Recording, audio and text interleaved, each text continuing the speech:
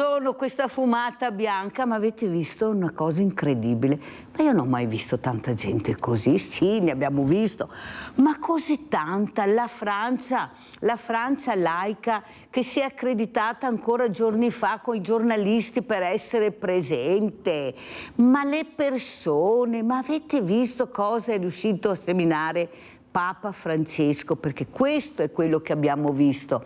La semina che lui ha fatto ieri è stata raccolta ed è stata messa in mano a questo Papa di 69 anni, perciò diversamente giovane, non di sicuro oltre, ma soprattutto questo impegno che lui si è preso, questa umiltà, ma nello stesso tempo un Papa coi paramenti sacri. Sono umile, ma attenzione che sono anche il Papa. Questo è il messaggio che io ho letto e ho sentito. Sentiamo cosa ne pensa questo ospite graditissimo, che è il professor Davide Tocchetto, docente in agronomia, perciò veramente si occupa di cambiamenti climatici. Vedremo anche, ha portato dei video della Mesopotamia, degli incendi, ne parleremo, ma soprattutto a contatto con i giovani. Certo. Ecco, questi giovani, come mi raccontava il professor Tocchetto, molto assenti, presenti ma assenti, la testa dov'è? Ecco, bisogna intrigarli, ma soprattutto poi abbiamo visto anche le interviste di questi ragazzi ieri che aspettavano questo Papa. Io l'ho conosciuto, ho dato anche la maglietta prima che diventasse Papa in occasione del Giubileo. Questi sono anche i nostri ragazzi. Professor Tocchetto, allora che emozione ieri per lei, professore giovane, come vedete a contatto con i giovani, però con un occhio di riguardo molto sensibile alle fragilità. Prego, sì. Professor Tocchetto. Ciao, buongiorno a tutti. Innanzitutto è stato un momento fantastico secondo me, perché finalmente è arrivato un Papa giovane dal mio punto di vista, attento alle cose, soprattutto è un Papa secondo me studiato, preparato e sicuramente avrà tanto tempo per fare del bene in questo mondo che ne ha bisogno ultimamente. Per quanto riguarda i giovani, l'abbiamo visto nella piazza ieri, c'erano moltissimi giovani, in questi periodi soprattutto a Roma ci sono anche moltissime scolaresche in gita, quindi è stato un momento importantissimo per tutti i presenti nella piazza. Professor Tocchetto, cosa vuol dire per il mondo giovane, ecco, avere un Vaticano all'interno dell'Italia, avere questo Stato in uno Stato molto importante, uno Stato dove Papa Francesco ha saputo far dialogare le varie chiese, le varie religioni, era sempre in prima linea nonostante gli acciacchi per creare questi ponti. Quello che ha detto anche Papa Leone XIV, ecco, la Chiesa dovrà soprattutto fare da ponte, creare ponti. Prego, professore. Secondo me come italiani siamo molto fortunati ad avere il Vaticano, comunque Roma, presente, perché è 2000 anni che abbiamo una testimonianza storica di questo grande movimento mondiale che è il cristianesimo, e quindi come italiani siamo orgogliosi di avere sempre dei papi, sempre delle presenze internazionali, siamo sempre ponte rispetto alle altre civiltà, prima in tutto il bacino del Mediterraneo, ora a livello internazionale siamo presenti. L'ho dimostrato ieri alla piazza che si è visto bandiere di tutti gli stati del mondo, quindi la presenza del Vaticano è sicuramente una cosa importante perché ci porta come Italia, come italiani a essere manifesto, essere visti per tutto quello che facciamo a livello internazionale, quindi è un aspetto importantissimo secondo me, del quale andiamo anche molto orgogliosi secondo me. Certo, professore, non aprire questa mattina con questo annuncio fondamentale, questa fumata bianca. Vi porto dove? A Trieste, andiamo a vedere l'annuncio Papa a Trieste.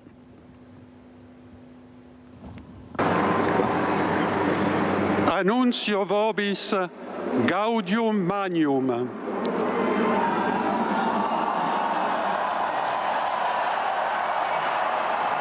Habemus Papam.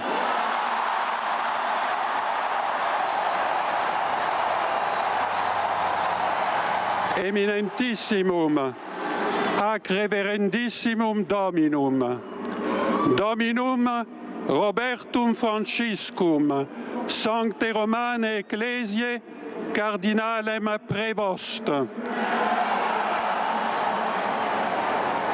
qui sibi nomen imposuit Leonem XIV.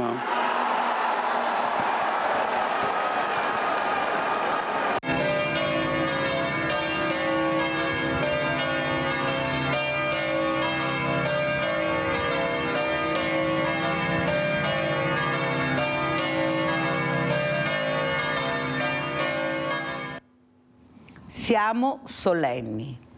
Per una volta abbiamo visto la solennità del nostro paese. È una cosa meravigliosa.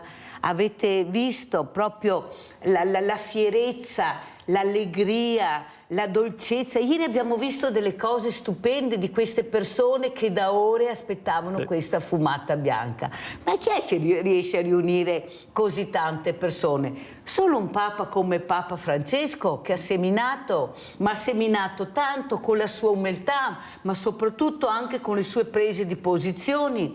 Questo Papa non di sicuro conservatore, assolutamente, ma un Papa progressista, un Papa che apriva. Quando io mi ricordo la frase che ha detto: i monasteri vanno aperti, i conventi vanno aperti, capite che messaggi stava lanciando? Adesso vedremo questo Papa Leone XIV, Agostino, da cardinale Prevost, fatto proprio da Papa Francesco, a diventare Leone XIV. Ecco, lei professore, cosa dirà ai ragazzi? Ne parlerete di questo? Perché è un tema veramente che fa parte della sensibilità, del sapere chi sei, le origini, la storia, il mondo. È un Papa che viene dal mondo, che ha dialogato con il mondo, è stato nei paesi più poveri ma più difficili, dove veramente ci sono le mafie. Tu devi confrontarti sia col popolo povero ma anche con quelli che dominano questi paesi, gli interessi. Prego, professore. Ieri, lo dico sinceramente, abbiamo seguito in diretta live le varie fumate della mattina, e quindi con i ragazzi abbiamo visto che la fumata nera delle 11, 11 e mezza, quel che era ieri mattina, ed era un momento importante, perché insomma, è un momento storico importante di tutto il mondo, e quindi dobbiamo essere presenti, secondo me. E poi è un Papa importante anche perché arriviamo da 20 anni circa di Giovanni Paolo II, arriviamo da un po' da rigidità o serietà di Ratzinger, e poi c'è stata l'apertura di Papa Francesco, e adesso è arrivato questo Papa nuovo che, dicevo prima, è studiato, è pronto, e secondo me è giovane e avrà molto da lavorare, quindi anche i giovani avranno la possibilità di vedere questo Papa crescere e maturare con tutti gli interessi e le possibilità che ha di fare del bene, insomma, nel mondo. Abbiamo il nostro Rinaldo da Venezia. Ciao Rinaldo, sentiamo cosa ci dice Rinaldo. Ciao Mirella e buongiorno al tuo ospite. Buongiorno. Io ti dico una roba che forse ti sarà stupida. Io non sono contento, e non sono contento perché dopo 50 anni che manca un Papa italiano, gliene ha fatto uno americano. È il cristianesimo, è nato in Italia 2000 anni fa. E America che ne ha 400 anni, 500, cosa ha avuto che sappia? È accesa. È accesa se qua, in Italia, in Europa. Ma un prete americano, per me è una combina. Intanto non vedeva tanta gente contenta che viveva tanto, perché tutti si aspettavano un Papa americano e nessuno lo dice. È la verità. Cosa c'entra un Papa americano? Cosa ha avuto che sappia dei nostri paesi? È tutta un'altra roba. In ogni modo, benvenuto, viva il Papa, però non c'è tanta gente contenta. Mi faceva da calcolo che fosse stato un Papa italiano. Del 50 anni che non capisco neanche gli americani in mezzo cosa serve. Io dico ai preti che si sposa a partire. Un altro tipo, perché ne ha 3-4 tipi di dottrina. E purtroppo va bene, è così che resta. Innanzitutto massa l'elezione, perché il Papa ha da farlo dai 60-65 anni, ma se io fa 80, con dura 10 anni, a 85 si è già imbalsamato, a 80 buongiorno. Bisogna dare spazio anche ai preti giovani, ai patriarchi giovani, cioè i giovani, che hanno un'altra mentalità, un altro tipo di vita. In ogni modo, benissimo, è già stato fatto, che viva tanto e che faccia bene. Se altro farà bene, perché il Papa che ha fatto male, a parte quelli durante la guerra, va bene, che ha con legge razziali, ma se no il Papa ha sempre fatto bene. Te sarà in chiusura, per fortuna Rinaldo, perché dai, 100.000 persone le abbiamo viste. Cosa dice professore? Sì, no. Noi rispettiamo anche la riflessione di Rinaldo, ma mi sembra che ieri non abbiamo visto tristezza e delusione di sicuro, qualcuno sicuramente, ma cosa, professore, come commenta? È un passaggio corretto, se vogliamo, l'elezione di un Papa straniero, insomma, chiamiamolo così, perché comunque il quorum degli elettori era di 133 persone da tutto il mondo, mondo, quindi insomma era difficile avere ancora un Papa italiano, insomma, sebbene insomma avevamo questi papi vicini a noi che potevano essere anche eletti, insomma va benissimo. È un'apertura che ha voluto Papa Francesco, insomma.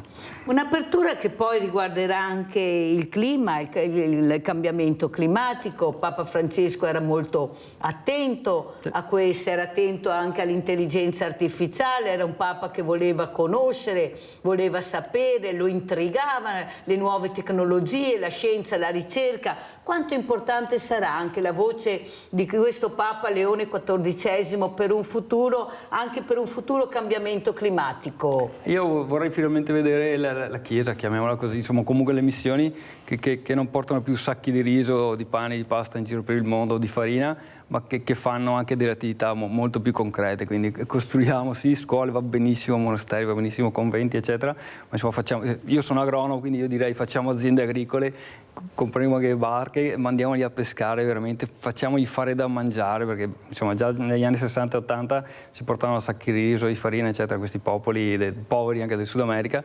Io la vedo dal mio punto di vista, facciamo aziende agricole un po' con il volontariato, un po' con i finanziamenti che la Chiesa può avere ovviamente, facciamo queste aziende agricole, diamogli a mangiare e creiamogli lavoro, insomma, perché c'è tanta possibilità anche per loro. Professor Tocchetto, c'è un problema però, che queste terre sono molto ricche. Sono pietre preziose, il professor Tocchetto, ma chi vuoi che se ne frega di quelli che muoiono da fame? A me interessa il sottosuolo. La prima cosa che Trump ha chiesto a Zelensky sono state le terre rare, o sbaglio, professore? Prima non è che ha chiesto. petrolio anche, quindi. Ecco, i giovani come vedono questo cambiamento climatico? Cosa dicono, professore? I giovani li stiamo un po' educando dicendo anche voi nei 15 anni, 16 anni, 18 anni che siete presenti al mondo, avete visto che le estati non sono più le solite, gli inverni si sono spostati, c'è meno neve di quando eravate bambini, quindi anche i ragazzi adesso si stanno accorgendo che qualcosa è cambiato negli ultimi anni anche per loro. Insomma, si sono accorti anche questa primavera che sta andando molto lunga rispetto all'anno scorso abbiamo avuto un inverno caldo, quest'anno è un inverno un po' più rigido e la primavera si sta allungando. Sta molto allungando la primavera. Anche i ragazzi se ne accorgono, sì. Abbiamo Livio da Padova, vai Livio caro. Mirella, ciao. Ciao. Saluto il tuo ospite. Già. E dunque, ho visto una puntata di Focus, mi sembrava proprio ieri sera, in occasione dell'elezione del Papa, e diceva un ospite che è anche una persona, è un commercialista, non mi ricordo il nome, è anche non mi ricordo il nome. Sì, vai avanti, vai avanti. Come? Vai avanti. Sì. E diceva che sarà un grande Papa. Io penso proprio così. Lo penso come lui perché ho l'impressione, solo vedendolo, che sarà un grande Papa. Grazie e vi saluto. Ma ecco, un'altra riflessione invece molto positiva del nostro Livio, perché è grande la speranza che tutti quanti abbiamo nel nostro cuore per cercare di far capire veramente che al primo posto dovrebbero essere questi mondi, questi paesi, questi popoli che emigrano perché non hanno da mangiare, non hanno acqua, non c'è niente. Però come dice lei, il professor Tocchetto, non è mica così, bisogna raccontarla bene la storia, perché sono terre dove si potrebbe seminare, raccogliere, mangiare. Il problema è che non lo vogliono fare perché è il sottosuolo che a loro interessa. Se seminano è finita, se danno lavoro è finita, se il popolo si evolve è finita.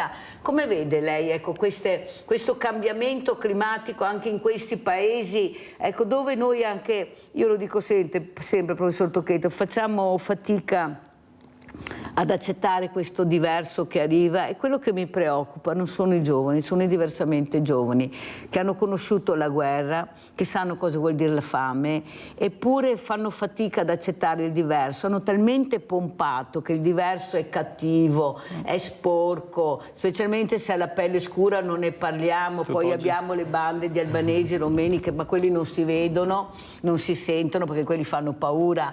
E capisce che io che vivo anche che ho un banco solidale dove non c'è problema di colore o di religione, ed è dal 2010 che ce l'ho, non è mai successo niente, anzi integrazione vuol dire così, faccio fatica a usare questa parola in questo mio territorio dove siamo anche profondo sud, dobbiamo dirlo, abbiamo visto cosa è successo con questi 20 bambini che sono entrati in una moschea. è stato successo il finimondo da parte di qualche partito politico, ma poi quando parli con le persone non è così. I genitori che erano acconsenzienti avevano detto di sì, perché sono minori, non li puoi portare dove vuoi, anzi hanno scritto anche un cartello fuori della scuola: siamo con le maestre. Cioè non è vero che... E sono, secondo me, vedi il problema, sono genitori giovani, sono genitori giovani. Prego professore, lei come ha visto questa cosa? Allora, io l'ho visto un po' preoccupato, l'ho vista, perché l'Italia da 2000 anni è un popolo di diversità culturale, perché noi abbiamo l'impero romano, si è spostato in tutto il Mediterraneo, Medio Oriente, e ha conquistato, passiamo il termine,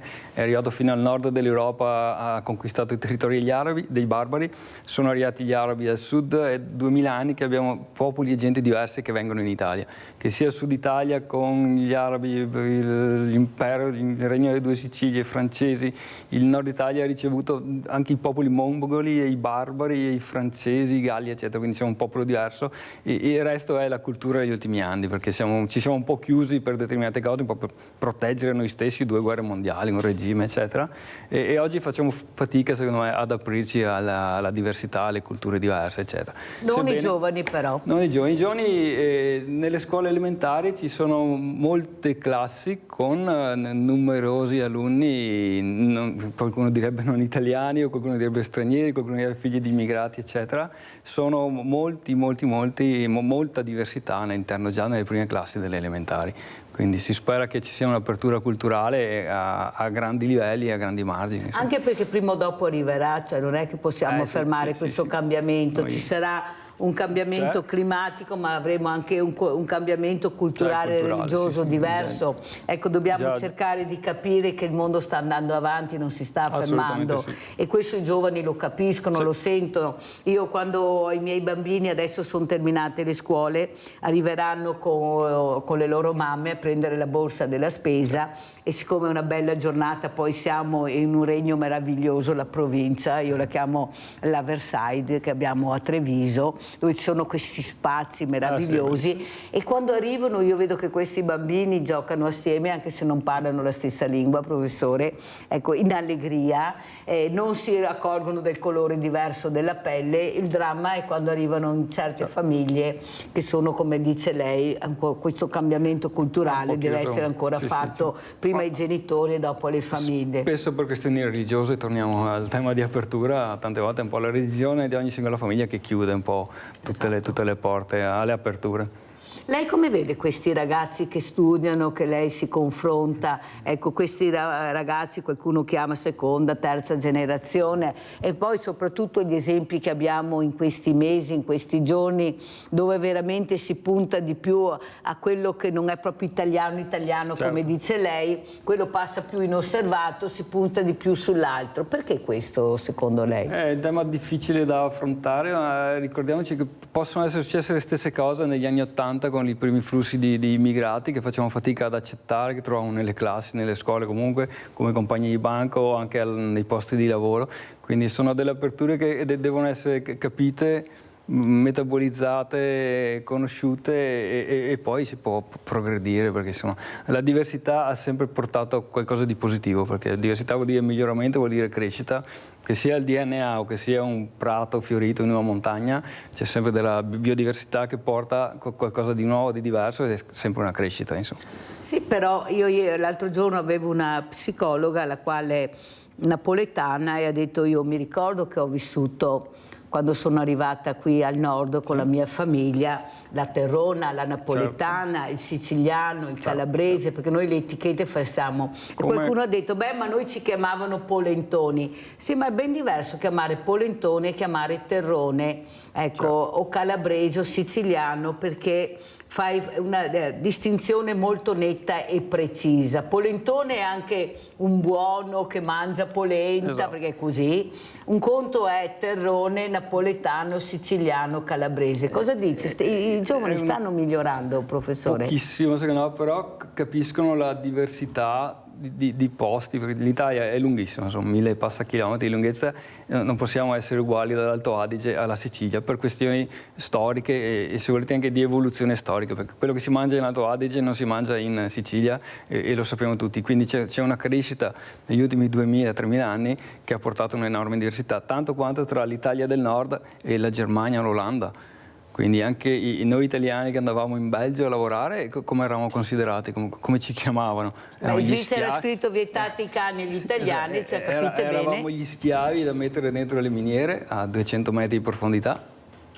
Bravo. Quindi, cioè, questo non si ricorda. Questo non lo ricorda, esatto. Questo non si ricorda esatto. qualcuno. Professore, allora andiamo a vedere questa Mesopotamia, questo video che lei ha mandato, lo commentiamo perché sono video molto importanti, ecco, per far capire il cambiamento climatico. Prego, professore.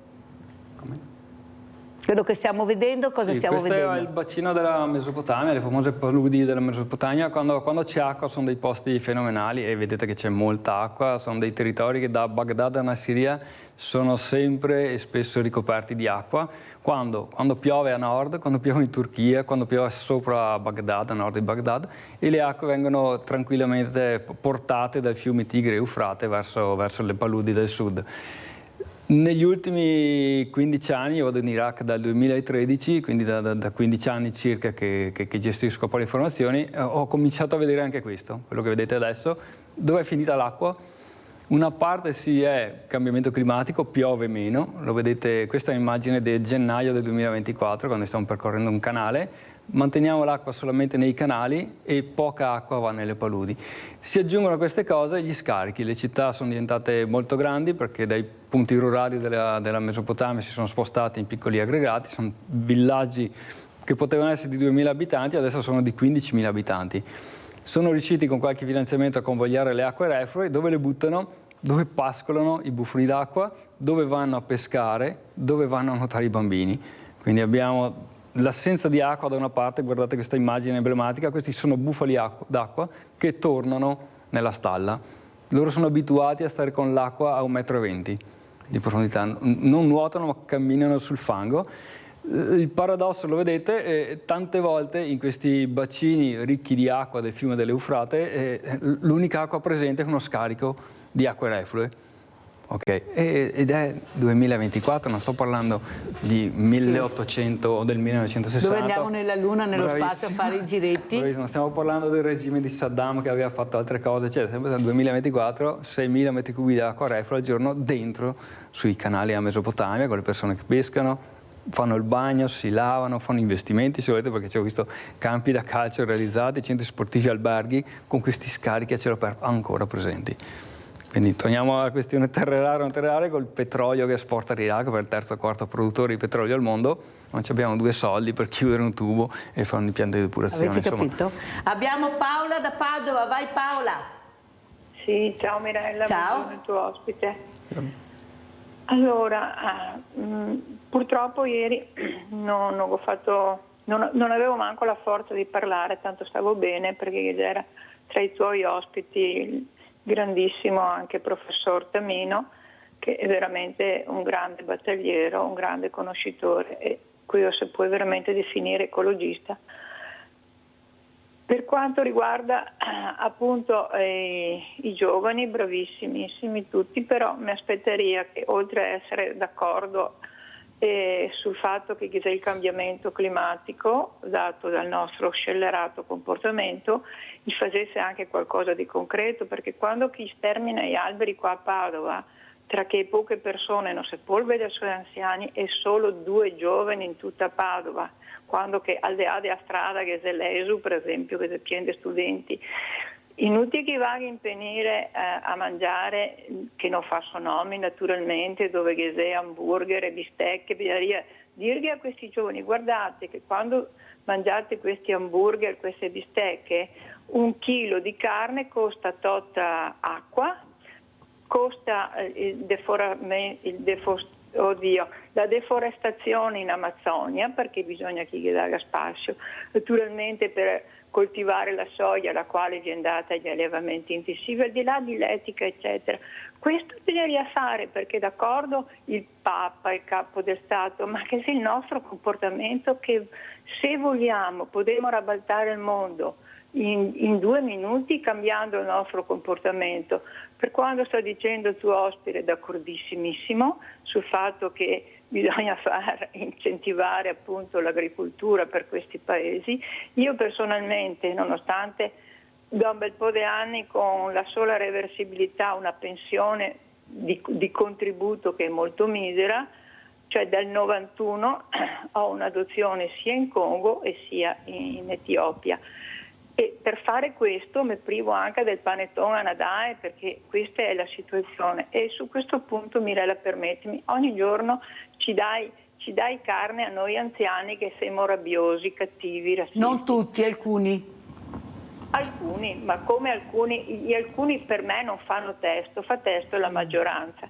Allora io non vorrei che venisse scambiata la disperazione, la disperazione che vivemo nella solitudine, dove non abbiamo niente, stiamo anche 2 mesi senza andare fuori di casa, abbiamo grandissimi problemi di tutti i tipi, stiamo male, non abbiamo nessuno che ci porta niente, tutto a pagamento, perché così, perché questa comunque è la realtà, perché per fare anche la burocrazia bisogna stare in piedi e avere FIA, quando sei solo non hai nulla. Quindi la disperazione che noi altri non vogliamo cavarghe niente a nessuno, ma non è possibile che venga dato 330 euro al mese a un disabile e venga spesi da 3.300 euro in su per un minore non accompagnato. Non vogliamo cavarghe via niente a nessuno, vogliamo che venga dato l'indispensabile per tutti. E comunque sul fatto dei stranieri, neri, bianchi, a righe, bisogna anche convivere comunque, perché quando vivi in un condominio e per esempio loro hanno l'abitudine a dei bambini vissuto di persona, marocchini, che loro fanno la pipì dal terrazzino, e siccome ti ga il terrazzino fuori del portone, ti può andare fuori, bisogna che te vai fuori con l'ombreo e via dicendo. Quindi non è così rosa e fiori che siamo gli altri vecchi così cattivi. Comunque state tranquilli, gli altri vecchi fra poco morimo, viene avanti questa gioventù stupenda e il mondo diventerà un paradiso. Scusa, ma questa cosa è ingiusta verso gli anziani, perché non può essere che poi diventiamo, chi che ha fortuna sfortuna, diventiamo tutti anziani. Non è che siamo nati anziani, non siamo una categoria, e veramente siamo troppo pestati, troppo dimenticati, troppo abbandonati. Anziani soli che troviamo morti, che si suicida come di fronte a casa mia. Perché? Perché stiamo bene, perché siamo cattivi? Non credo proprio. Grazie mille, buona giornata e buon lavoro. Buona giornata anche a te. Allora, prima di fare la mia riflessione vorrei sentire quella del professor Tocchetto. C'è una necessità di crescita culturale che deve essere condivisa tra gli immigrati, comunque i cittadini, perché insomma, ci sono delle regole non scritte che funzionano in certi paesi del mondo e altre che funzionano qui da noi. Quindi l'esempio può essere del bambino che fa la pipì dalla terrazza, come può essere un altro esempio sull'aspetto culinario o comportamentale della domenica mattina per andare a messa o andare alla moschea sabato pomeriggio o venerdì. Insomma, ci sono delle regole non scritte che fanno parte della cultura delle persone, delle poste in cui ci troviamo, che devono portare a una condivisione dei momenti della quotidianità, insomma. Io, Paola, non credo quello che hai detto tu. Sì, io ne parlo sempre, c'è questa solitudine, però basta anche bussare e qualcuno ti apre. E questo è il problema che qualcuno non capisce. Chiedere aiuto. Perché siamo chiusi, è là il problema grande. Perché non si può dire che non ci sono aiuti. Tu lo sai benissimo, quando chiamano io aiuto. Perciò se uno mi chiama, io cerco di aiutarlo. Ma così ci sono le parrocchie, c'è il mondo del volontariato. Se uno ha bisogno basta che faccia il numero dei servizi sociali e chiedere se c'è la possibilità di avere qualche aiuto per essere mai riportato in qualche posto. Lo dico anch'io sempre, non lo fai tu, chiami qualcuno che lo faccia per te.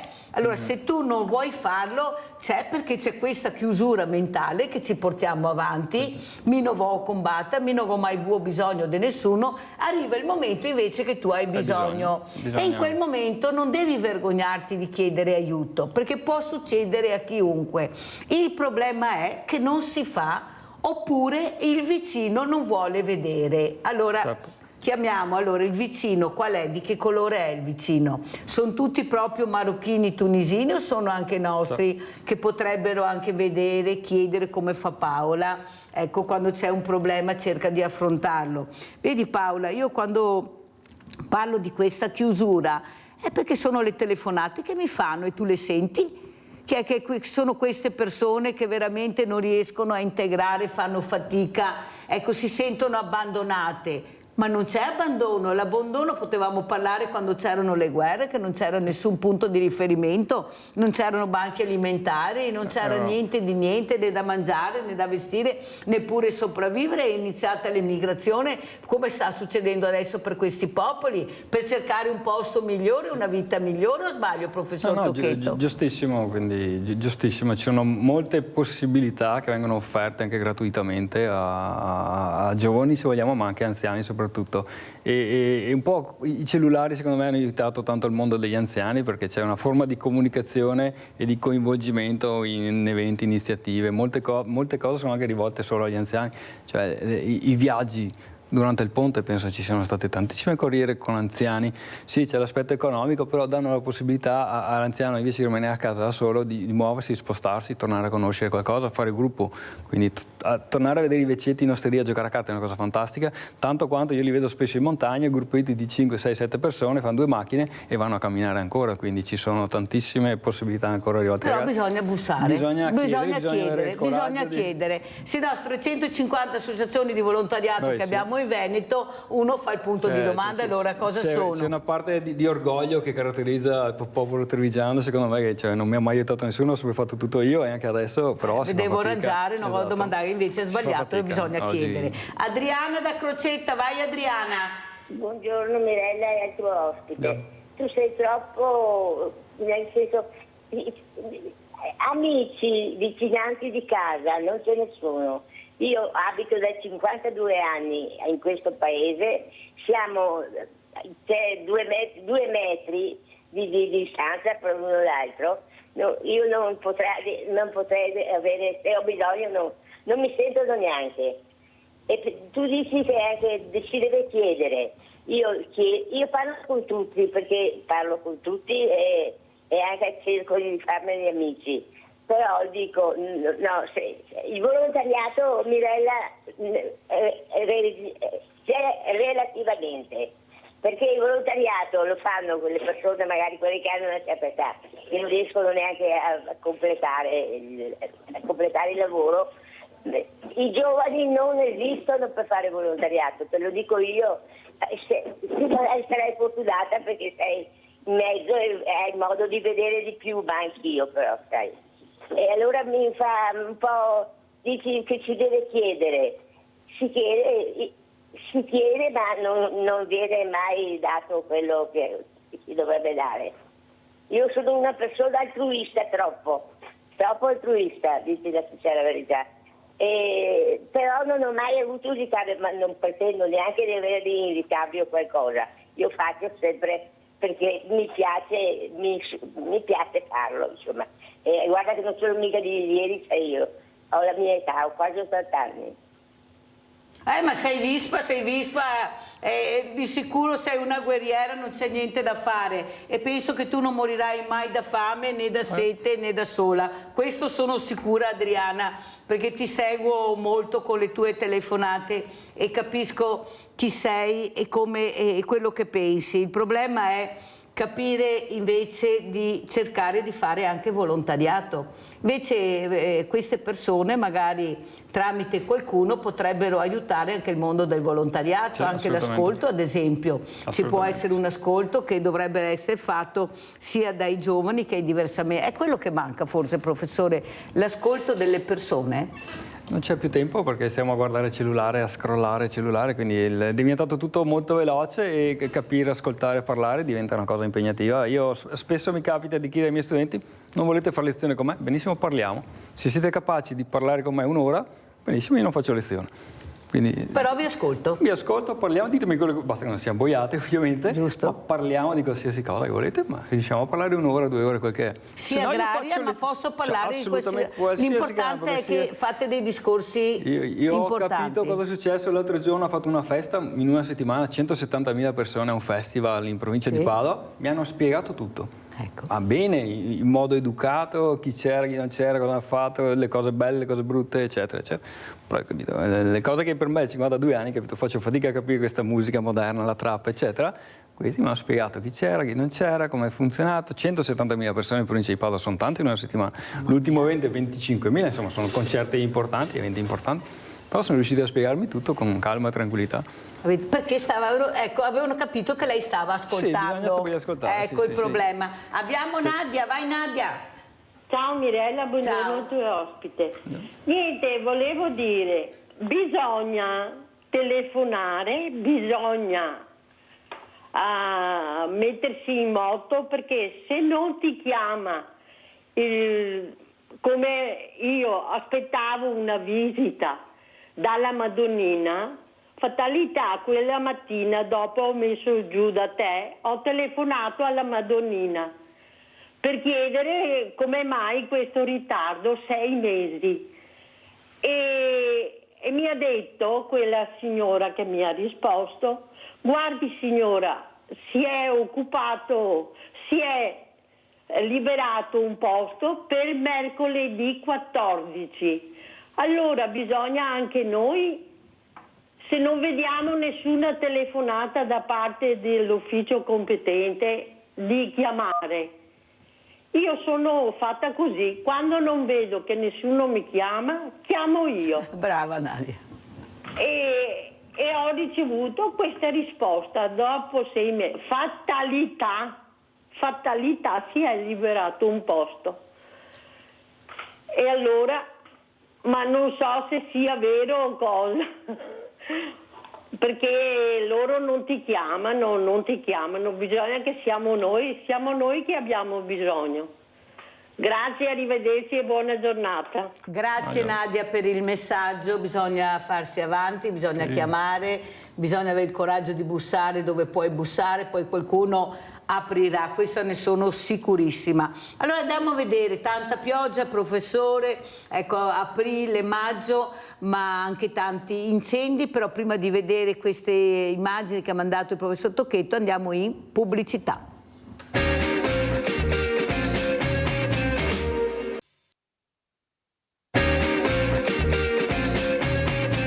Abbiamo il nostro Antonio da Padova, vai Antonio.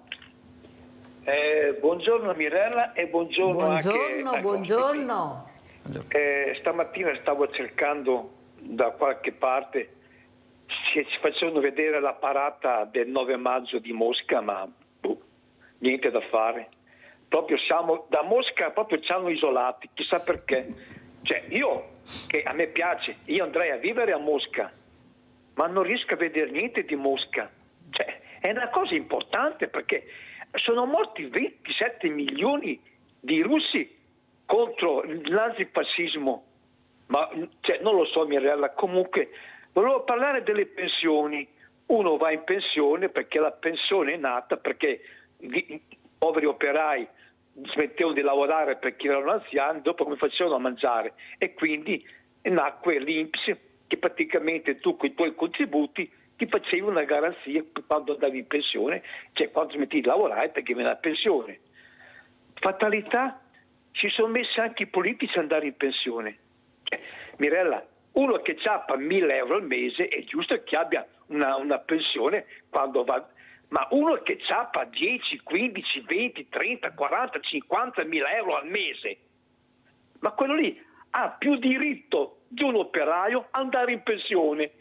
Ma questa qui è una logica, ma io, guarda Mirella, mi viene di che nervoso che te non hai idea, Dio santo, che mi viene da piangere perché loro si ciappano tutti i nostri diritti loro diventano dei, come si dice, dei privilegi. Cioè, i nostri diritti che tu paghi per andare in pensione, no. Ma c'è gente che, politici, un giorno di presenza in Parlamento, 3, 4, 5 mila euro al mese di pensione. Te ti vedi Mirella, cioè, questa qua è l'Italia, e poi sapete che parliamo che non riesci ad andare a fare una visita, ci vuole dei mesi e anche anni.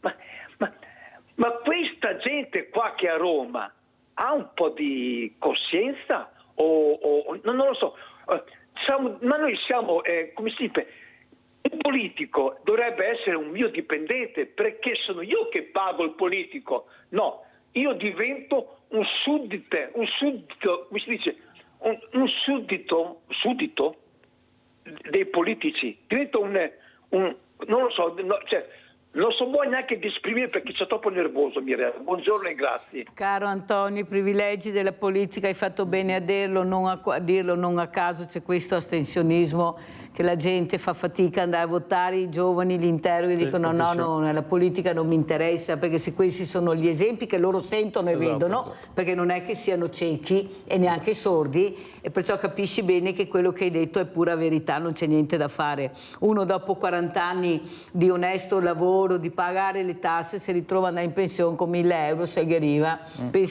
Diversamente giovani che hanno lavorato una vita e con fatica a 500-600 euro perché qualcuno non gli ha messo i contributi e dopo qualcuno dice non puoi mettersi i contributi. Cioè c'è una disinformazione terribile anche su questo, ma nessuno fa chiarezza perché così qualcuno naviga nell'oro e qualcun altro invece anche nel nostro paese, che avrebbe mai immaginato, deve venire ai banchi solidali perché con 2 stipendi non ce la fanno arrivare a fine mese. Questa è la realtà. Meglio che andiamo a vedere gli incendi, anche se è un incendio, visto che Antonio si sente incendiato questa mattina, molto acceso. Cosa stiamo vedendo, professore? Questa è una cosa tipica di molti posti del mondo. Qua siamo in Senegal, ero giù con un progetto per la coltivazione biologica degli anacardi con un'associazione di Treviso, Aiker Onlus.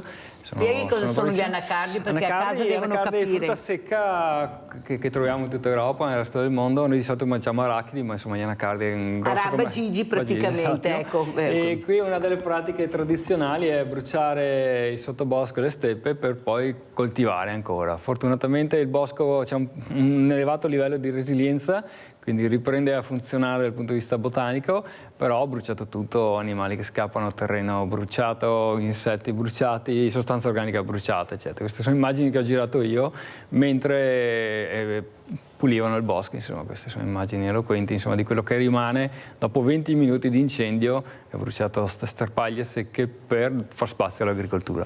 Pur di mangiare qualcosa. Bravissima, ci sono tecniche agronomiche che oggi possono fare bene anche senza poter bruciare, insomma. Ma loro poveretti che non hanno questa possibilità. Non hanno i soldi per il trattore, per il gasolio per il trattore, e in 20 minuti non riuscirebbero a fare lo stesso lavoro che fa il fuoco, con liberazione di CO2, perdite di sostanza organica, tutta una serie di cose negative dal punto di vista agronomico.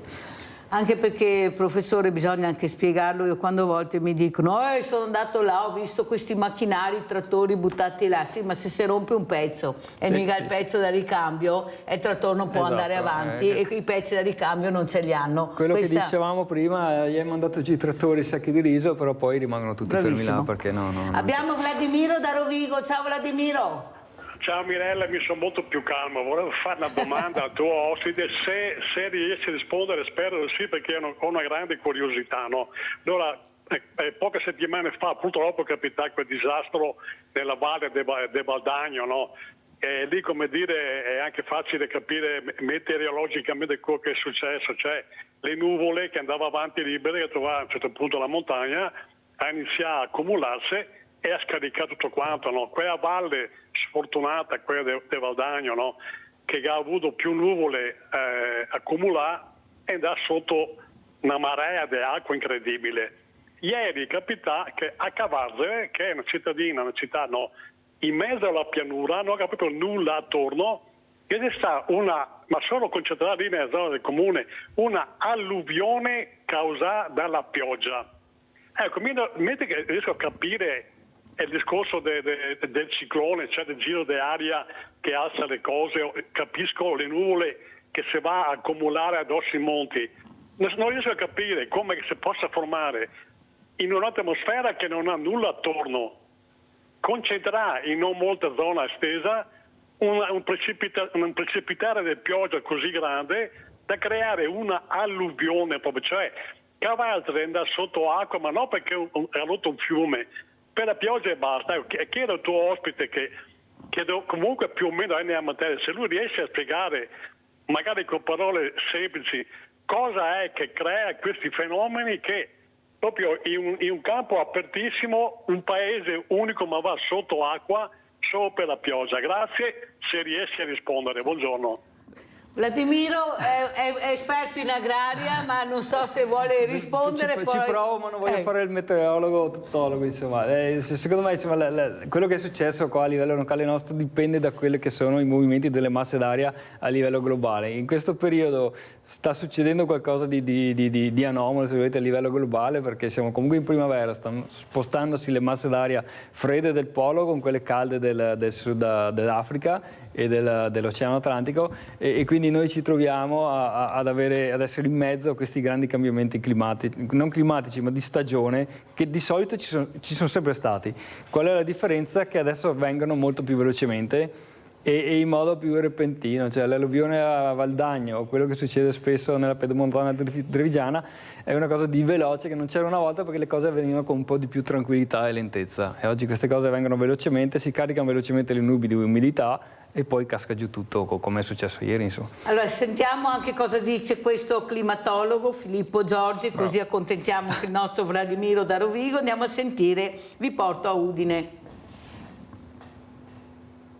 Al Palazzo Antonini Stringer di Via Gemona, presso la Fondazione Friuli, si è tenuto nella mattinata di martedì 26 novembre un incontro dal tema l'agricoltura biologica per affrontare il cambiamento climatico, un incontro che puntava a sensibilizzare sul tema dei cambiamenti climatici e su come l'agricoltura debba sì adattarsi, ma anche su come possa essere d'aiuto. È stata l'occasione per parlare con il climatologo e premio Nobel per la pace 2007, Filippo Giorgi. Ormai la comunità scientifica è totalmente concorde nel dire che il riscaldamento globale e i cambiamenti climatici causati dal riscaldamento globale sono molto reali e sono per la maggior parte dovuti alle attività umane, soprattutto all'uso di combustibili fossili, quindi petrolio, carbone, gas. E gli effetti dei cambiamenti climatici non dobbiamo aspettare, li stiamo già vedendo.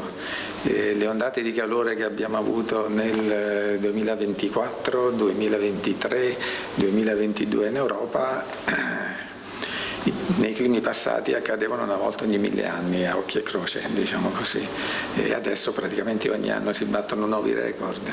Ma quindi c'è ancora speranza per il nostro pianeta? Abbiamo già superato il punto di non ritorno? Come sarà il mondo quando supereremo questo limite? Allora, non abbiamo raggiunto quelli che lei chiama punti di non ritorno, nel senso che esistono alcuni fenomeni, questi punti di non ritorno sono dei fenomeni cosiddetti irreversibili e non abbiamo ancora raggiunto quella soglia, però non siamo molto lontani. Quindi occorre un'azione molto vigorosa e soprattutto molto veloce per ridurre le emissioni di gas serra. Questo significa implementare quella che viene comunemente chiamata transizione ecologica il più velocemente possibile. Se non ce la dovessimo fare, i nostri figli e sicuramente i nostri nipoti vivrebbero in un pianeta diverso da quello in cui siamo vissuti noi. Che significa un clima completamente diverso, zone che oggi sono rigogliose come il Friuli potrebbero diventare desertiche e viceversa, zone che oggi sono magari non vivibili potrebbero diventare molto più vivibili. Questo significa che cambierebbe tutto dal punto di vista socio-economico. I prossimi migranti potrebbero essere i nostri figli, perché un'area come il Mediterraneo potrebbe perdere la vivibilità che ha adesso, quindi per evitare questo rischio bisogna attivarsi subito. E per attivarsi bisogna investire, non c'è niente da fare. Allora io vedo qua che ha portato un libro, perché ormai siamo in chiusura, però vorrei anche un commento su quello che ha sentito da questo premio Nobel, perché questo è un esperto veramente di clima e di agricoltura. Prego. Sì, ha detto giustamente, il clima sta cambiando, ci siamo accorti un po' tutti, insomma, sia a livello locale, come l'ascoltatore prima a Cavarzere, sia a livello abbastanza globale, perché siamo accorti che spesso in Sicilia fa più freddo, nevica o piove in momenti diversi dal Veneto, insomma, ci siamo accorti di questo cambiamento, ed è un cambiamento che è accorso molto velocemente. Quindi, più di quello che immaginavano, mi ha detto un professore ieri. Esatto, sì, non pensavamo una cosa così veloce. Esatto. Allora il libro, vediamo questo libro che ha portato, sì, professore. Grazie per l'interesse. Insomma, l'ho scritto 2 anni fa, e dopo 10 anni di Iraq, Mesopotamia, Che lo tengo io così lo facciamo vedere bene. Eccolo qua. Ho raccontato un po' quelli che sono i momenti che ho vissuto con queste persone, con questi popoli, i cibi che ho mangiato, un po' l'orgoglio di essere stato più volte nella Ziggurat di Ur, o una domenica di Pasqua in un paese musulmano, non potendo andare a messa eccetera, siamo andati a Babilonia. Ho avuto la fortuna, se volete, di farmi aprire il parco archeologico di Babilonia, visitare Babilonia con delle guide spettacolari. Quindi ho raccontato, non è un libro storico, non è un libro tecnico, ma è un po' di racconti di persone, cose vissute, lunghe liste di attesa per entrare in un paese, anche durante il Covid e anche poco dopo le ultime guerre che loro hanno avuto, quindi la difficoltà di averli visti, le persone conosciute, i momenti passati nelle attese con loro e nel vedere anche cose, insomma. Quindi... Davide Tocchetto a 5 ore da Gaza, la quotidianità di Gaza, 5 ore da casa, e adesso leggiamo perché è molto interessante. Loro chiamavano, io andavo. In questo libro non ci sono narrazioni di viaggio o resoconti turistici, ma scene di una realtà quotidiana, vera, più o meno cruda. Sono la spiegazione di quanto possa essere facile, in poche ore, trovarsi a vivere situazioni completamente diverse da quelle che caratterizzavano la nostra quotidianità. La nostra quotidianità, lei l'ha toccata con mano, professore, all'improvviso cambia tutto, arriva un missile e sparisce tutto, schiaccia un bottone e io ho finito la mia vita, la mia quotidianità. Ma quello che mi preoccupa, sa qual è, professor Tocchetto? Sono le fragilità, perché loro non possono neppure scappare. Pensate a quelle persone che sono nelle case, magari in sedia a rotelle, oppure che veramente hanno dei problemi fisici, che devono solo aspettare che non arrivi questo missile anche nella loro casa. Ecco, questo è quello che mi preoccupa, quelli che non riescono a scappare, e sono anche molti giovani, diversamente giovani, ecco, che stavano tranquillamente vivendo la loro quotidianità che non ci sarà mai più. Come ci saluta, professor Tocchetto? Grazie dell'interesse, della presenza qui, di avermi invitato, e spero di tornare presto. Più bello di così, grazie, pubblicità.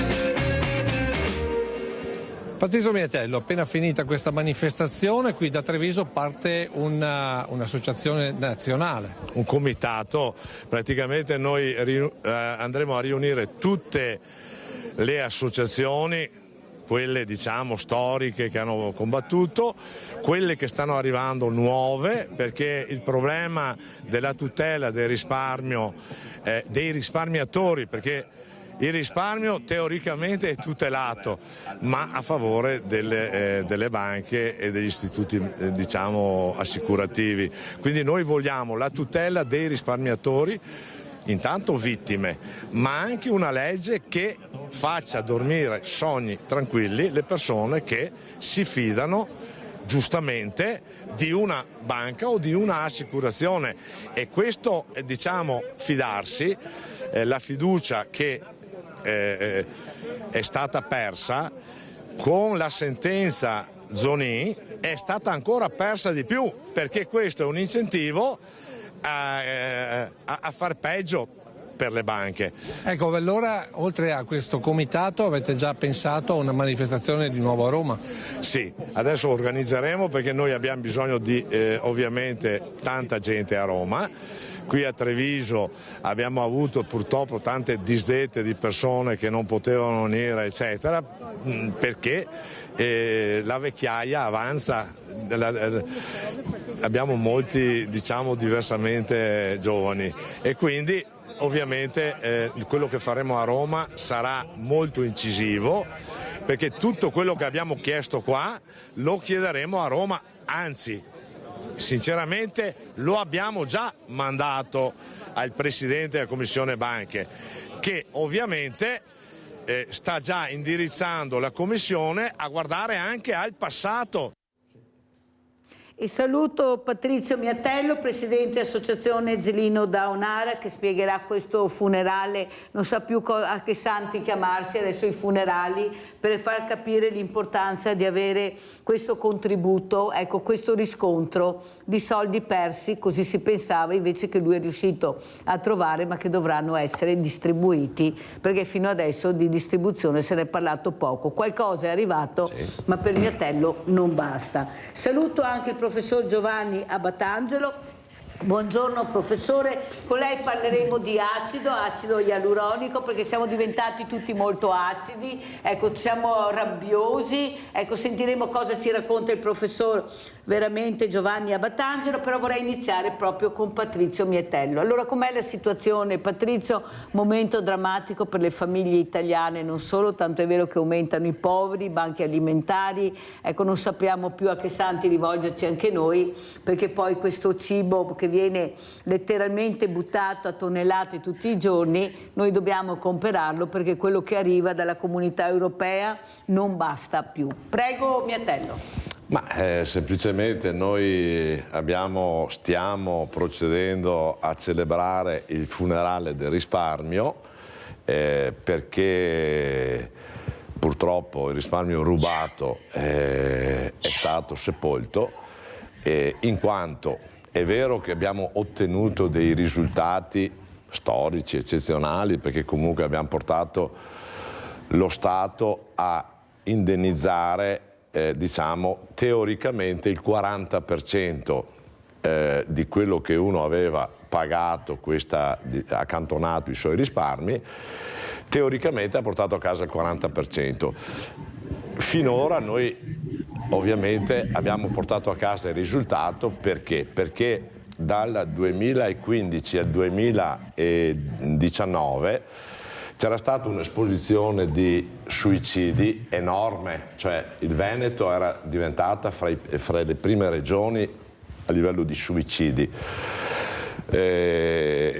Fortunatamente con quel poco che siamo riusciti a ottenere, le persone hanno iniziato ad aver fiducia e quindi hanno portato a casa qualcosa. Però il risultato che noi abbiamo portato a casa, che è di questo 40% ipotetico, è una nullità, perché in realtà non è un 40%, è un 2%. Ed è impressionante perché, esempio, io nel 2000 ho 20 milioni di lire accantonati in quote di Veneto Banca. Nel 2002 con l'euro diventano 10.000 euro. Quei soldi io li ho accantonati. Dopo 20 anni, quindi 2023, riuscendo a fare una via crucis estrema dal 2016 in poi, riesco a portare a casa il 40%. Ma quello che avevamo chiesto noi era sì il costo dell'accantonamento, ma compreso di interessi legali e rivalutazione monetaria, perché se noi facciamo il calcolo semplice, 10.000 euro dal 2003, rimborsato 4.000 euro, il 40% dei 10.000 nel 2023, 31/12/2023, uguale cos'è? Meno del 2% di interessi. Se io avevo quei 10.000 euro su un titolo botto o CCT, prendevo molto di più, invece io ho portato a casa 4.000 euro, quindi meno del 2%, e mi hanno portato via il capitale. Al di là di questo discorso, allora, le situazioni estreme sono state salvate, ma in quel periodo poi c'è stato il Covid il Covid ha comportato che il 50% delle persone non hanno fatto tempo a fare la domanda. Chi ha fatto la domanda in quel periodo, oltre il 10% ha sbagliato la domanda, ci sono 10.748 persone che non hanno preso niente. Di quelli che hanno indovinato la domanda ci sono una montagna, non ho i numeri, che non hanno preso l'ulteriore 10%. Quindi siamo alla follia. Parliamo, attenzione, parliamo di soldi che non sono dei contribuenti, ma sono del sistema bancario, che si sono prescritti, stati abbandonati teoricamente, e anche là ci sarebbe da fare una parentesi lunga 2 ore, lasciamo stare. Comunque sono soldi dormienti nel sistema bancario che noi abbiamo detto c'è questa legge che dormiva, l'abbiamo risvegliata, diamoli ai truffati delle banche, cosa che siamo riusciti a fare. Abbiamo la nostra Giulia da Venezia, che piacere sentirti Giulia cara, prego. Sì, anche per me Mirella.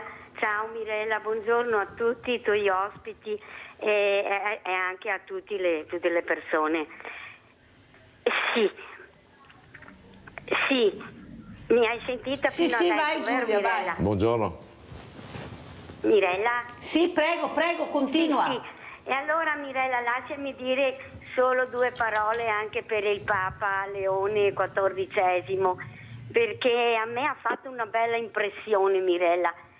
Io ho guardato le mani Mirella, le mani scheletrite. Questo qua lo ha scelto, questo vescovo qua, lo ha scelto Papa Francesco in Perù. Era missionario Mirella, lo ha fatto, perché il Papa Francesco ha sentito l'odore delle pecore, quelli che piacevano a lui, e per niente è diventato Papa, perché ecco.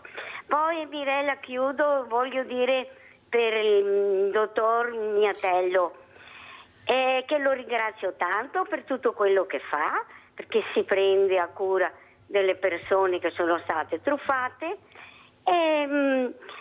e volevo dire che i soldi c'erano Mirella, li aveva trovati Patrizio Miatello, però sono stati messi in bilancio Mirella dal ministro Giorgetti, e allora la gente deve sapere la verità, perché adesso se lui deve fare tutte queste battaglie di trovare ancora i soldi che magari dopo guardo io che dicono abbiamo fatto, hanno fatto che i soldi che aveva trovato Patrizio Miatello li hanno messi in bilancio, quello hanno fatto. Una parte. Allora ringrazio tanto il signor Patrizio e per tutto quello che fa, avanti tutta, vedrà il signor Patrizio Miatello che troverà ragione e la seguiranno. Anch'io faccio tanti auguri che lei trovi ragione per quello che sta facendo. La ringrazio tanto, ti saluto Mirella, volevo salutarti anche te perché è da tanto che non ci sentiamo, ma sai che sto facendo la cura, le terapie e ti saluto anche a te Mirella per tutto quello che fai, ti ringrazio. Cara la nostra Giulia, sono io che ringrazio te anche per il supporto che dai a questa trasmissione. Ecco, io ringrazio questa grande famiglia che ho creato di Sveglia Veneti, che veramente mi appoggia e mi supporta, e veramente devo dire grazie. Abbiamo parlato di cura, allora andiamo a vedere questa foto che parla di acido ialuronico. Salutiamo anche il professore, veramente grazie di essere con noi, il professor Abbatangelo, Giovanni Abbatangelo.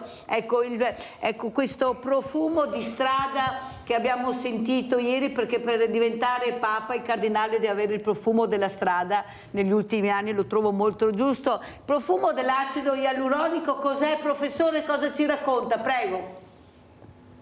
A parte che la sento poco, però io sono stato interessato per tanti anni e lo sono ancora nella ricerca su questa molecola particolare che trova 2 grossi campi d'azione. Uno per quanto riguarda la cura dei difetti associati all'invecchiamento della pelle e ad altre piccole patologie della pelle, e l'altro grosso settore è quello invece della cura della patologia articolare, Quindi sono questi due grossi settori nei quali questa molecola, questa sostanza trova una grossa applicazione. È una molecola molto interessante e affascinante, perché innanzitutto è prodotta in tutto il mondo animale con le stesse caratteristiche, quindi se noi prendiamo l'acido ialuronico di un batterio e quello dell'uomo sono perfettamente uguali, e questo è un grande vantaggio per la medicina, perché questa sostanza può essere isolata da vari distretti. Ecco, ora cosa c'è da dire? È molto interessante il campo della estetica, perché il sogno di poter avere un aspetto giovanile è un sogno legato all'umanità, perché questa aspirazione risale addirittura nel primo romanzo dell'umanità di 4.000 anni fa, che è il famoso Gilgamesh, dove si descrive questa aspirazione alla giovinezza e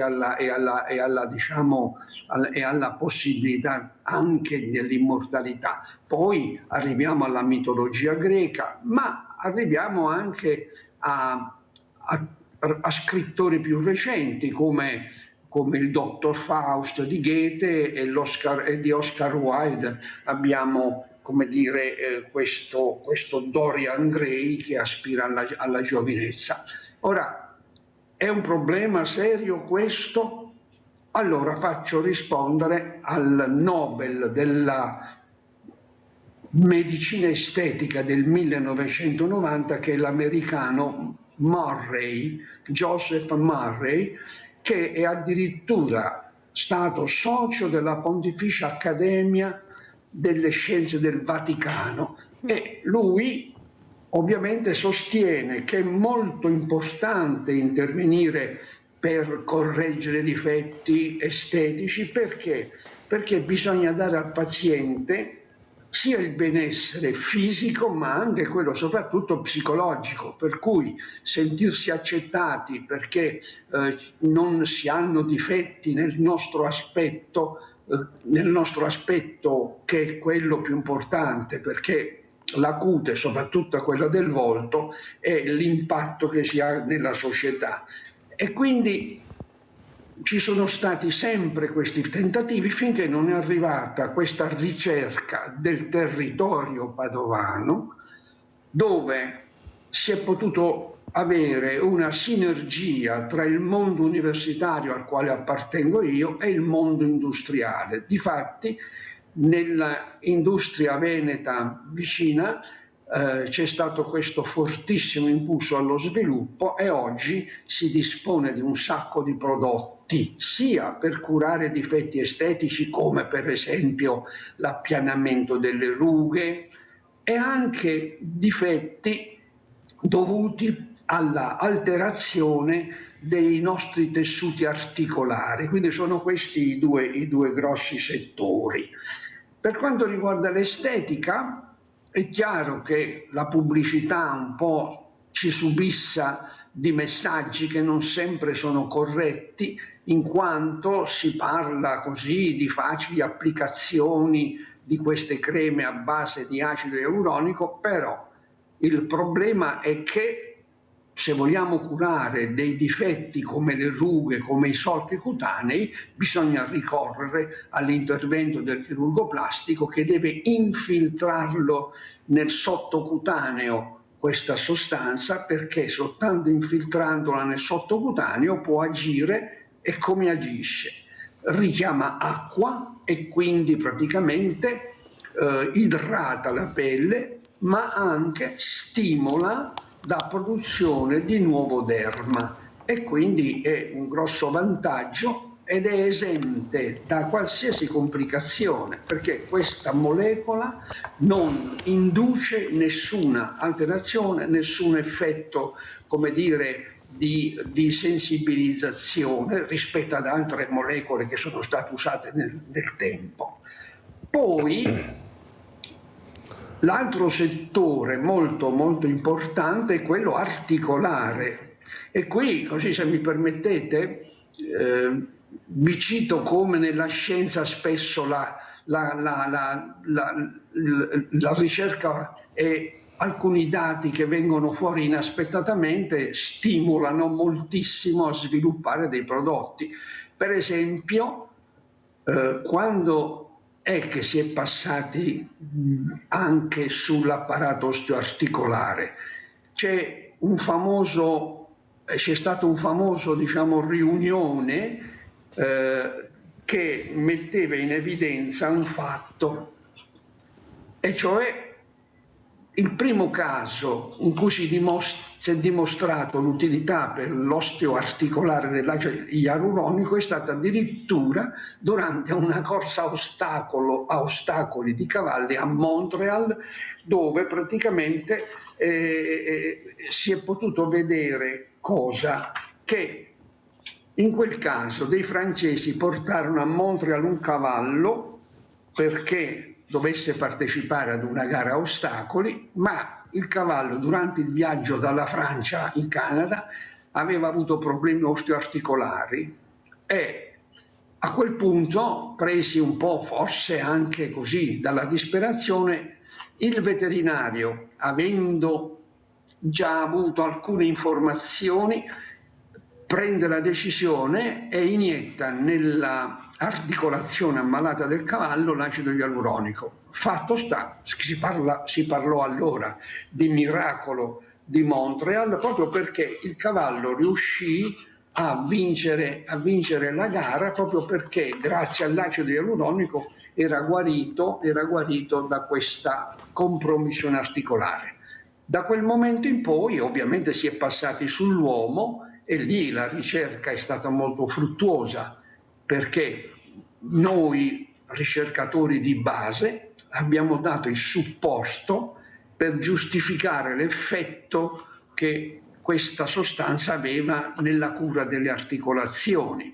Per esempio, con la nostra ricerca siamo riusciti perfino a dimostrare che l'effetto antidolorifico che il paziente sente dopo l'infiltrazione dell'acido ialuronico, noi l'abbiamo studiato a livello di ricerca di base e abbiamo concluso con un bellissimo lavoro pubblicato su una rivista internazionale che questo acido ialuronico addirittura si comporta come un oppioide, nel senso che agisce su questi recettori del dolore, e quindi il paziente, quando viene sottoposto a queste infiltrazioni, ha un beneficio, uno perché diminuisce moltissimo il dolore, e poi nel tempo l'acido ialuronico induce un processo di rigenerazione, un processo di riparazione della lesione articolare,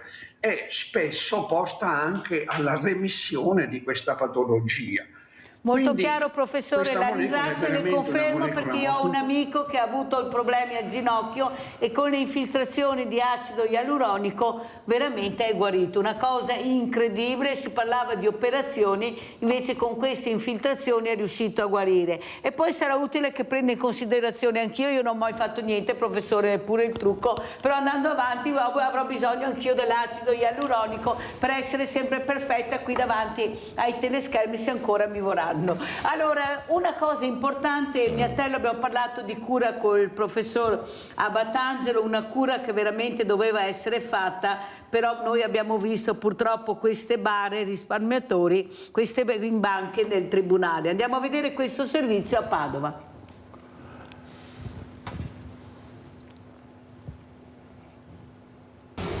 Risparmi e risparmiatori, ancora le crisi delle banche venete sotto i riflettori delle associazioni, stavolta di Federcontribuenti e Zelino da Onara. Ora presentano un esposto in tribunale a Padova per chiedere di fare luce sulle procedure, scegliendo una bara come simbolo. La bara è un simbolo, il simbolo della morte comunque dei risparmiatori, perché dopo 10 anni che i commissari liquidatori hanno in mano praticamente il malloppo di queste banche che sono fallite e non sono riusciti a monetizzare e a venderle, ci viene un sospetto, per questo abbiamo fatto un esposto oggi. Noi da quella bara stiamo lavorando per la resurrezione, quindi l'immagine forte della bara sta a significare che è stato ucciso il risparmio di generazioni. L'esposto è fatto per accendere dei fari, per chiedere trasparenza sulla procedura fallimentare, perché le associazioni sostengono che finora i risparmiatori hanno visto poco o nulla. E questi soldi sono bloccati perché non sono mai state attivate le procedure per le aste degli asset delle banche. Feder Contribuenti fa un esempio: un ramo d'azienda della Veneto Banca venduto, dicono, ma non ancora assegnato, e quindi con i soldi della vendita mai arrivati ai risparmiatori.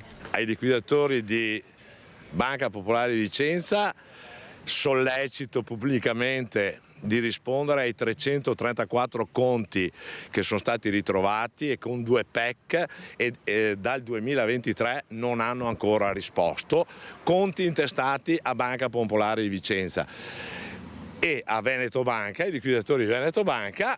Procederemo con l'esposto. Risposte chieste dunque con la formula dell'esposto alla giustizia e pronti a scendere di nuovo in piazza con i risparmiatori. Allora, questa cura che abbiamo sentito prima col professor Abbattangelo, questa prevenzione che bisognava fare ma che qualcuno ha tenuto nascosto, poi è veramente, quando è iniziata la cura i soldi erano spariti, questa è la verità, e fanno fatica ad essere rimessi in circolo. Tante commissioni però, e poi nessuno sa più niente come è andata a finire, commissioni a destra, commissioni a sinistra. Prego. No, rispondo a Giulia che ha fatto 2 passaggi. Allora, per il Papa anche io sono felice, anche perché è di buono auspicio, perché si chiama Leone come mio nipote, quindi ben venga e che faccia un buon lavoro di pace. Per quanto riguarda, noi abbiamo ottenuto, cara Giulia, dei risultati, non è che non li abbiamo ottenuti, è vero che da 1 miliardo e 500, quindi 1.500 milioni che sono stati risvegliati dai conti dormienti e messi nel fondo, praticamente 240 milioni, è vero, il MEF, Giorgetti, li ha, diciamo, non è che è stato lui, purtroppo non sono stati utilizzati per tutta una serie di motivi, e c'è una legge statale che se dei fondi non vengono utilizzati vengono inseriti nel bilancio dello Stato, cosa che potevano evitare ma per legge non potevano farlo. Quindi la realtà è questa. Noi i risultati li abbiamo ottenuti prima della liquidazione, perché abbiamo portato le banche a un 15%, post cancellazione delle banche con un 30 più un 10. Il problema qual è? Che solo una parte dei 200.000 risparmiatori veneti sono riusciti a essere alleviati. Oltre la metà non sono riusciti a essere alleviati, e chi è stato alleviato con una presa in giro, che va bene se uno è disperato, perché se io sono disperato che avevo 10.000 euro, mi arrivano 4.000 euro che mi servono per andare a pagare dei debiti o l'asta o tutto quello che mi è arrivato in questi anni, va benissimo, mi salvo, ma il problema è che io quei 10.000 euro, i 4.000 euro sono il 2% di interessi di 20 anni e mi hanno portato via i 10.000 euro.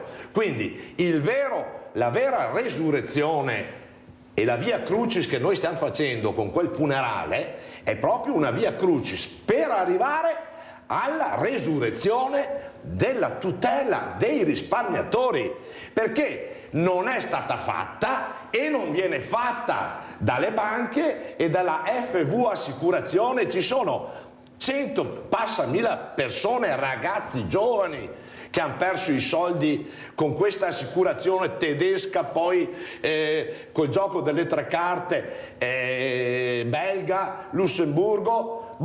Questi accantonavano i soldi in una pensione, eppure anche là c'erano i controlli dell'Europa, i controlli dell'Italia, e hanno fatto in questi giorni, in questi mesi.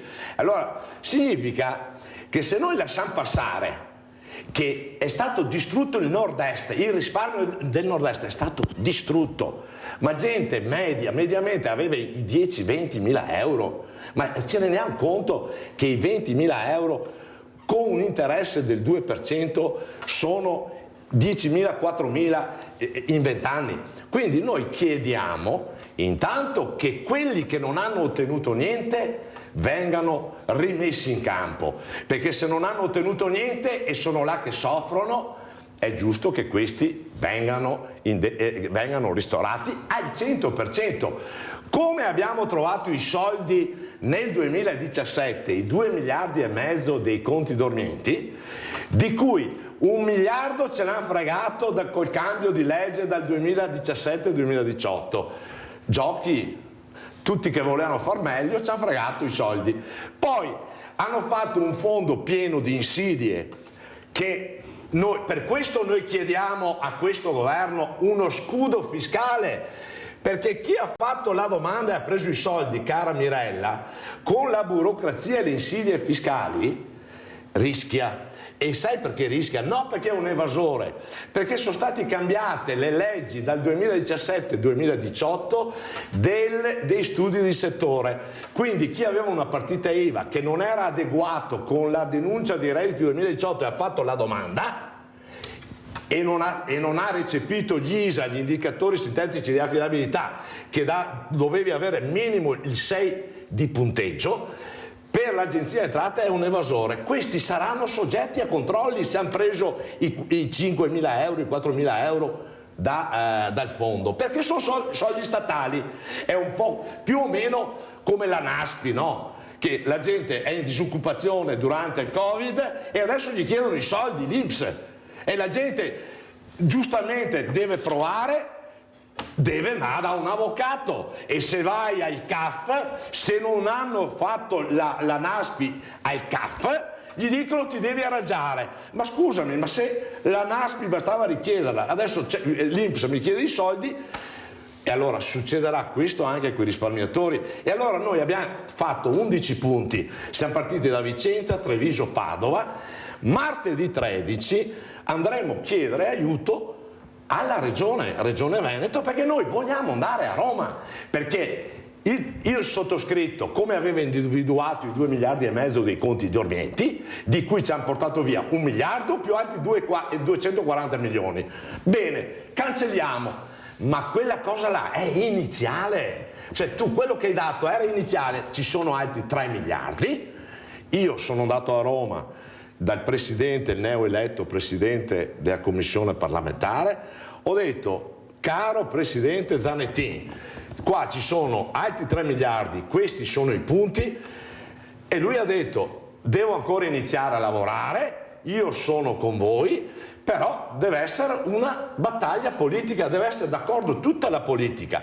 E noi abbiamo iniziato a fare la via Crucis, facendo il funerale, perché si devono svegliare tutti, ma non solo i politici, anche le persone. Tutte le persone hanno interesse che non vada avanti questa vergogna mondiale, perché poi non è andato in galera nessuno, primo. Secondo, sono stati condannati gli imputati, Zonin e Consoli e gli altri, per ostacolo alla vigilanza. Vigilanza, Banca d'Italia e Consob, che ha avuto soddisfazione dal processo, perché prendono 7.000 e 7.000 euro di sanzione o di quello che è della condanna. Sì, ma sono quelli che non hanno controllato, e l'ha detto tutti e lo sanno tutti, dalla regione, commissione regionale, lo sanno tutti che la responsabilità è di Banca d'Italia e Consob, come è stato decretato con la commissione banca parlamentare Casini, che ha decretato che la responsabilità era altissima di Banca d'Italia e Consob.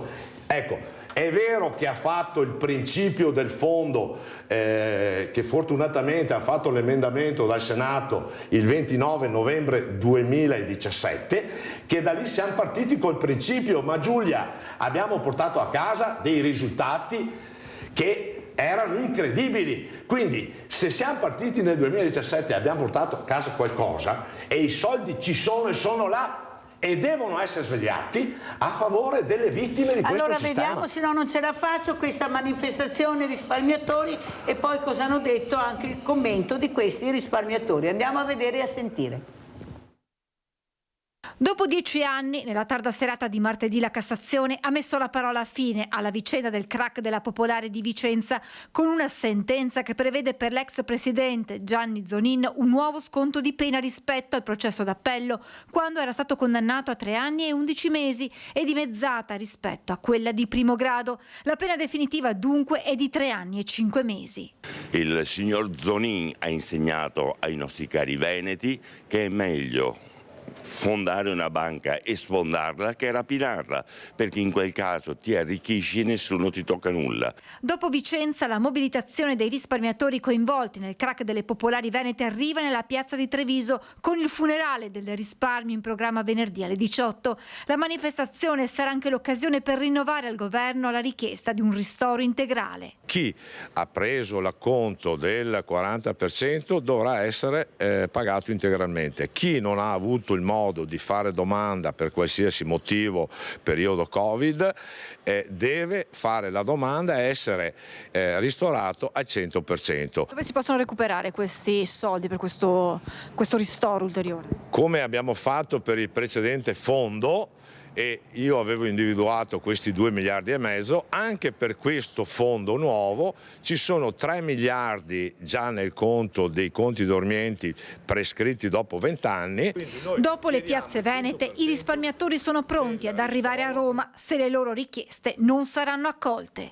Abbiamo invitato tutti i parlamentari veneti e attendiamo che si facciano avanti in molti e ci dicano no, la prendiamo in mano noi la situazione e ristoriamo tutti i truffati, comunque i risparmiatori truffati. Questo è fondamentale. Se arrivano e arrivano in numero sufficiente da potersi dare delle garanzie e prendersi degli impegni, a Roma non ci andremo, altrimenti andremo a Roma e andremo a Roma a farci sentire per bene. Vediamo anche questo commento dei risparmiatori.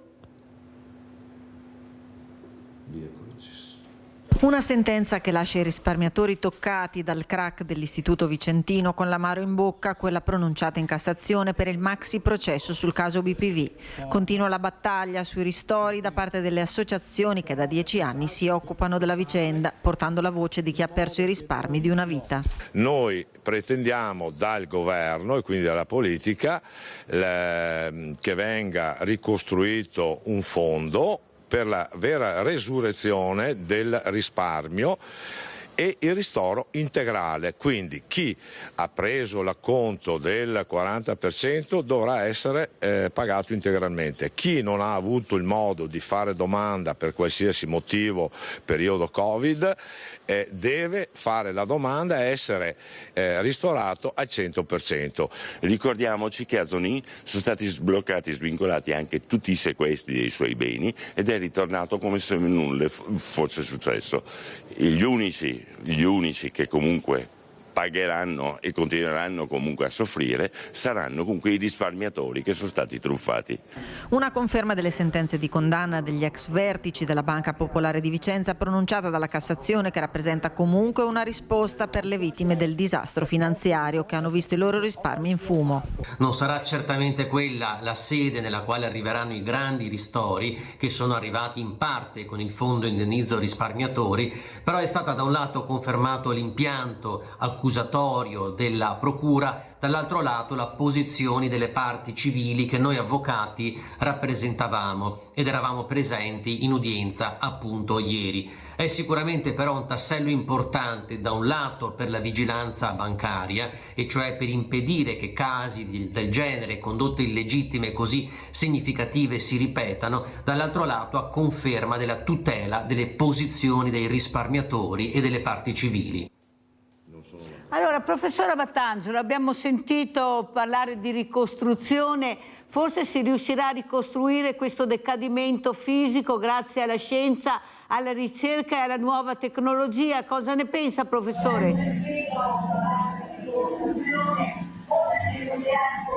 Non ho sentito bene ciò che mi ha chiesto. Non le arriva la mia voce, professore?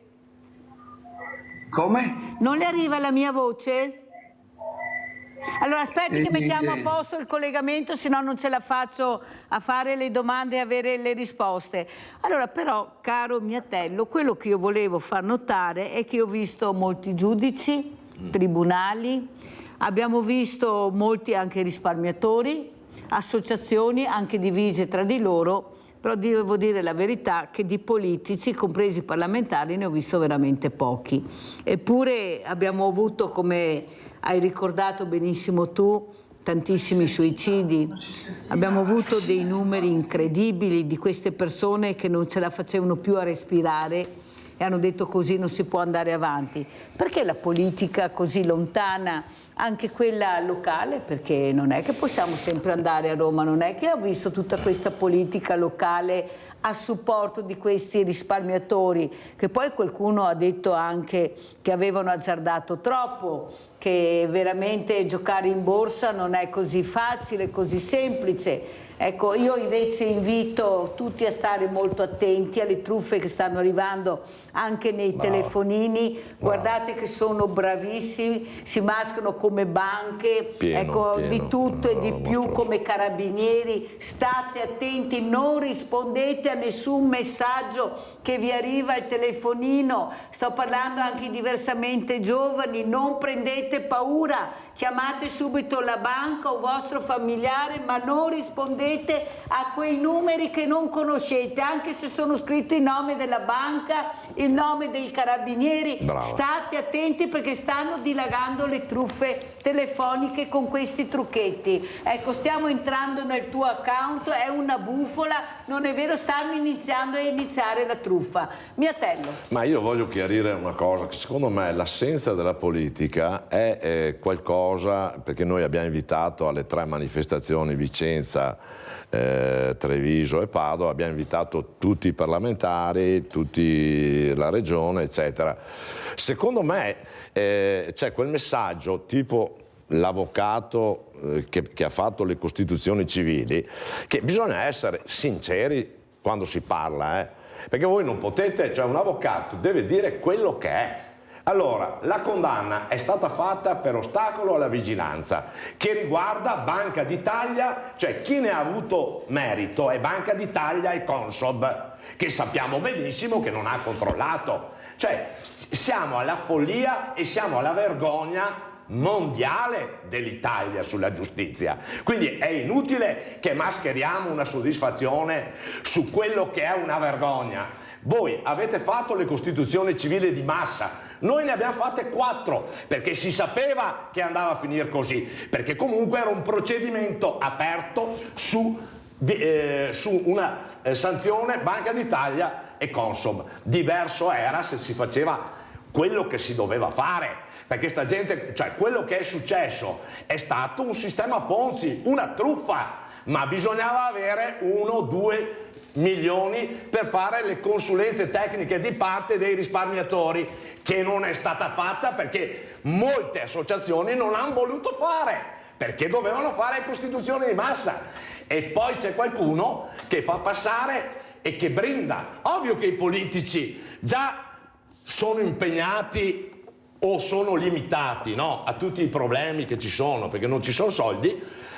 Se vedono uno che va a fare il funerale del risparmio e dopo c'è qualcuno che fa i brindisi, ma ho capito il concetto non è passato niente, perché qua l'errore è stato fatto dal sistema, il sistema non è stato punito, è stato punito teoricamente gli ex amministratori imputati, ma che non gli si può dire niente perché prescritto falso in prospetto, prescritto aggiotaggio, e sono stati condannati al minimo della pena, quindi 0, per ostacolo di vigilanza a beneficio di Banca d'Italia e Consob, che è stata dichiarata da tutti i politici per 4-5 governi, compreso il Consiglio regionale, responsabile, ed è quella che prende 7.000 euro. Ma siamo alla follia. Allora io dico, è vero che da questo c'è comunque una condanna, ma non state a illudere le persone per il 5% di provvisionale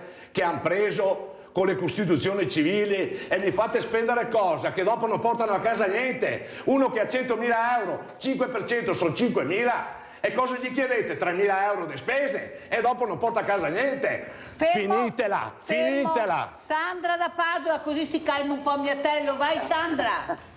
Ciao bella. Io ho sempre seguito il signor Miatello perché è tosto.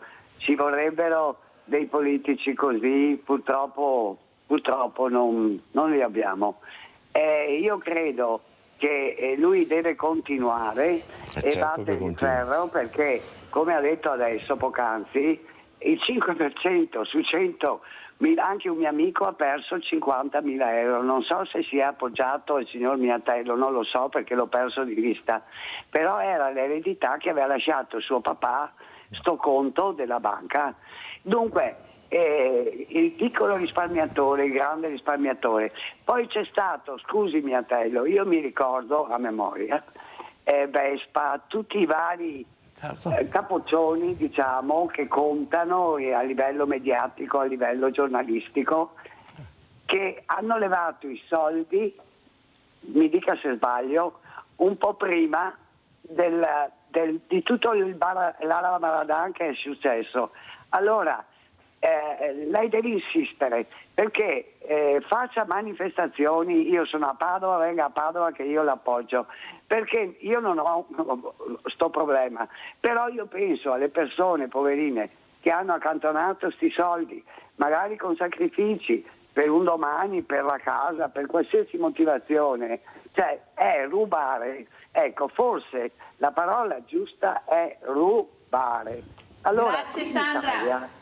Grazie, sei stata molto chiara, ti ringrazio Sandra. Miatello, il problema è che veramente ci si rode il fegato vedendo e sapendo che questi soldi sono anche nelle tasche di qualcuno e non vengono toccati. E la cosa più allucinante è che la giustizia non funziona come avevamo detto dopo la cancellazione delle banche, perché comunque il decreto delle cancellazioni delle banche del 25 giugno 2017 è stato fatto da un certo advisor, Rothschild Advisor consulente del MEF.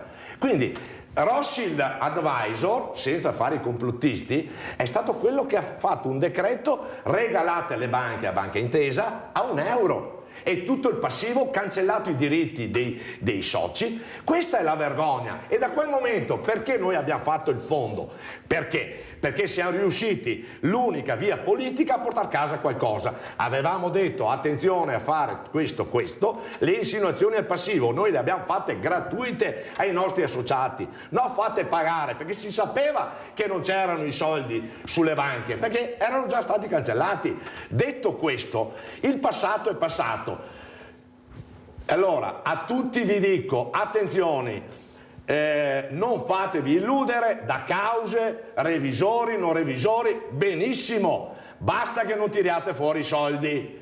L'unica via, come è stata all'epoca, cioè dopo il 29 giugno 2017, quello che io avevo detto assieme ovviamente alla mia squadra, professor Bettiol, Mazzò e tutte le associazioni che ci hanno seguito, cioè che non si sono concentrate a fare le costituzioni civili e che poi adesso vogliono anche prendersi i meriti o giustificare che se non facevano causa non partiva il fondo. Bugiardi! Vergognatevi, perché il fondo ha iniziato a pagare il 7 ottobre 2020 Mirta Cecchin di Galliera Veneta, la prima indennizzata. Ottobre 2020.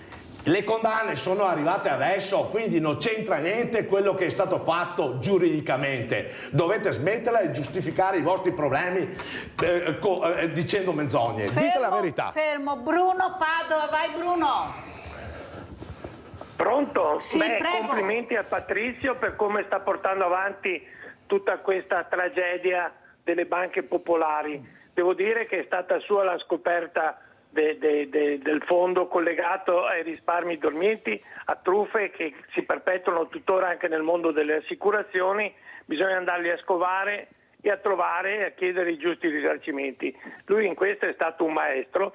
Devo dire che quando si sente parlare un riepilogo complessivo di tutta questa situazione di tragedia eccetera, un pensiero va a quanti ci hanno lasciato le penne o per età o per salute o per suicidi, e questa è una cosa che non si può dimenticare. Un pensiero va a questi truffati e anche a quelli che ci hanno truffato, che sono tuttora a piede libero per compromessi, valzer di fascicoli da Treviso più a Roma, poi da Roma a Treviso, giusto per arrivare alla prescrizione. Ultima roba, volevo sottolineare come l'attenzione nel mondo di politica è stata molto scarsa sin dall'inizio. Noi venivamo etichettati come speculatori, invece eravamo dei semplici risparmiatori che mettevano i suoi soldi al di fuori di contesti di borsa eccetera, soggetti a rischio. Questo ci avevano detto, era una specie di maxi cassa peotta.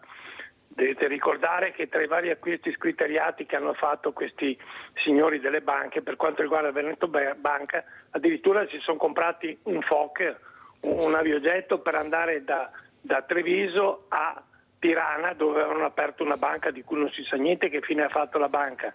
L'ex amministratore delegato Carlos ha risposto che l'apparecchio è stato venduto, i soldi naturalmente li avrà presi Intesa, ai quali ascoltatori raccomando sempre di non avere grosse intese con Intesa, perché è una banca che, come ricordava Patrizio, si è preso tutto. Ci sono ancora procedimenti però di Veneto Banca, ex Veneto Banca, contro impiegati infedeli che hanno mollato la banca quando hanno visto la cattiva parata, quindi qualcosa di liquido continuano a ritirare questi signori per conto di Veneto Banca. Grazie caro Bruno, salutiamo anche Bruno da Padova, grazie per la telefonata. Il problema è che purtroppo questi soldi non si sa ancora su quali tasche siano andati a finire, perché non sono solo nelle banche, c'è qualcuno che li ha in tasca, belli stretti, e nessuno li tocca. Certo, si parlava di Bruno Vespa. Bruno Vespa noi l'abbiamo invitato a qualche manifestazione perché lui è stato un fortunato che è riuscito a vendere nonostante non avesse dato comunicazione di vendita regolare, quindi è certificato sui documenti della procura che Bruno Vespa e tanti altri sono stati fortunati e hanno scavalcato gente che adesso è indebitata e gli hanno portato via la casa. Quindi ai fortunati come Bruno Vespa, e c'è un elenco che noi abbiamo fatto perché è scritto in procura, e quindi queste cose a livello diciamo legale sono prescritte, ma a livello morale voi siete dei fortunati che dovreste come minimo fare delle donazioni a associazioni che portano avanti questa battaglia che voi avete anche avuto il merito, perché al di là dei presidenti che gestivano la banca, risparmiatori come Bruno Vespa hanno potuto fare il FIR e hanno preso 100.000 euro, oltre ad aver guadagnato. Ferma, ma non ti sembra che vivi in un'Italia, sistema Italia, dove forti con i deboli e deboli con i forti? Cioè è inutile che ce la giriamo capito, ma è e ce bellissimo. la raccontiamo, l'ha detto anche così. Bruno, quali politici abbiamo visto a difendere questi risparmiatori veramente che erano in buona fede, si fidavano. Capite che ormai quando io dico che il mondo del volontariato gira col commercialista e paghiamo per fare i volontari, dopo quello che ha fatto il mondo del volontariato anche con l'ultima pandemia, Pazzesco. questo siamo presi a pesci in faccia, ma non capite che ci stanno prendendo in giro tutti, che ce la raccontano, ma loro ce la raccontano con stipendi da minimo 7-8 mila euro al Bravo. mese, vanno in pensione dopo 15 anni, se li fanno i 15 anni in politica, hanno la reversibilità intera e l'hanno tagliata agli altri. Ma non capite che dobbiamo svegliarci, che si chiama Sveglia Veneti? Ma perché le banche nostre sono state trattate in una maniera e altre banche in un'altra? Sono ancora vive, sono ancora vive. Come mai, caro Miatello? Come mai? Noi purtroppo, che nonostante questi volontari, dopo, al di là che le associazioni non sono andate d'accordo, vabbè, si sono contrastate, vabbè, ma quello si sa, vabbè, è normale. Ma io però sono anche felice, cara Mirella, perché? Perché la carica che ho io c'è.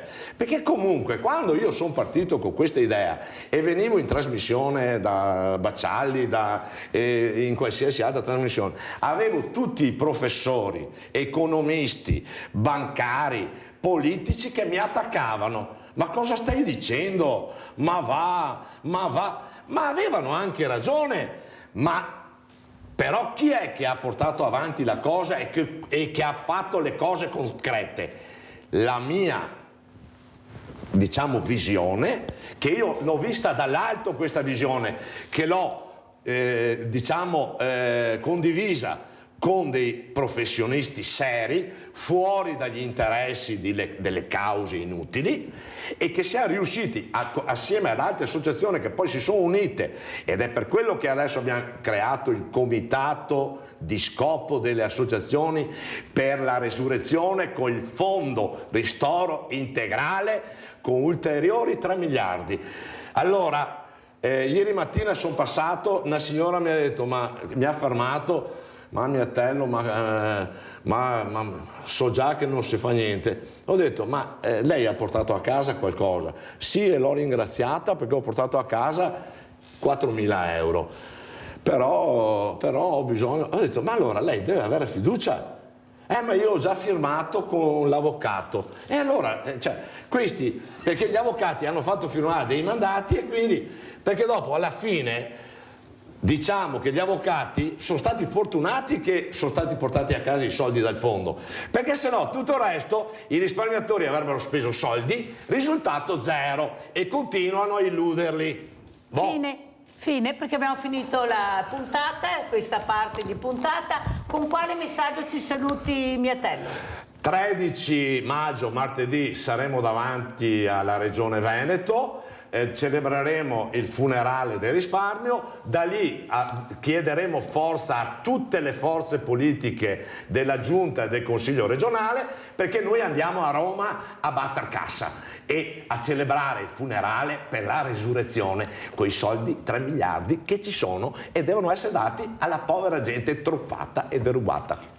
Grazie a Patrizio Miatello, Presidente Associazione Ezzelino da Onara. Saluto anche il professor Giovanni Abatangelo. Professore, ecco, mi dispiace ma non siamo riusciti più a fare la connessione, purtroppo ci risentiremo.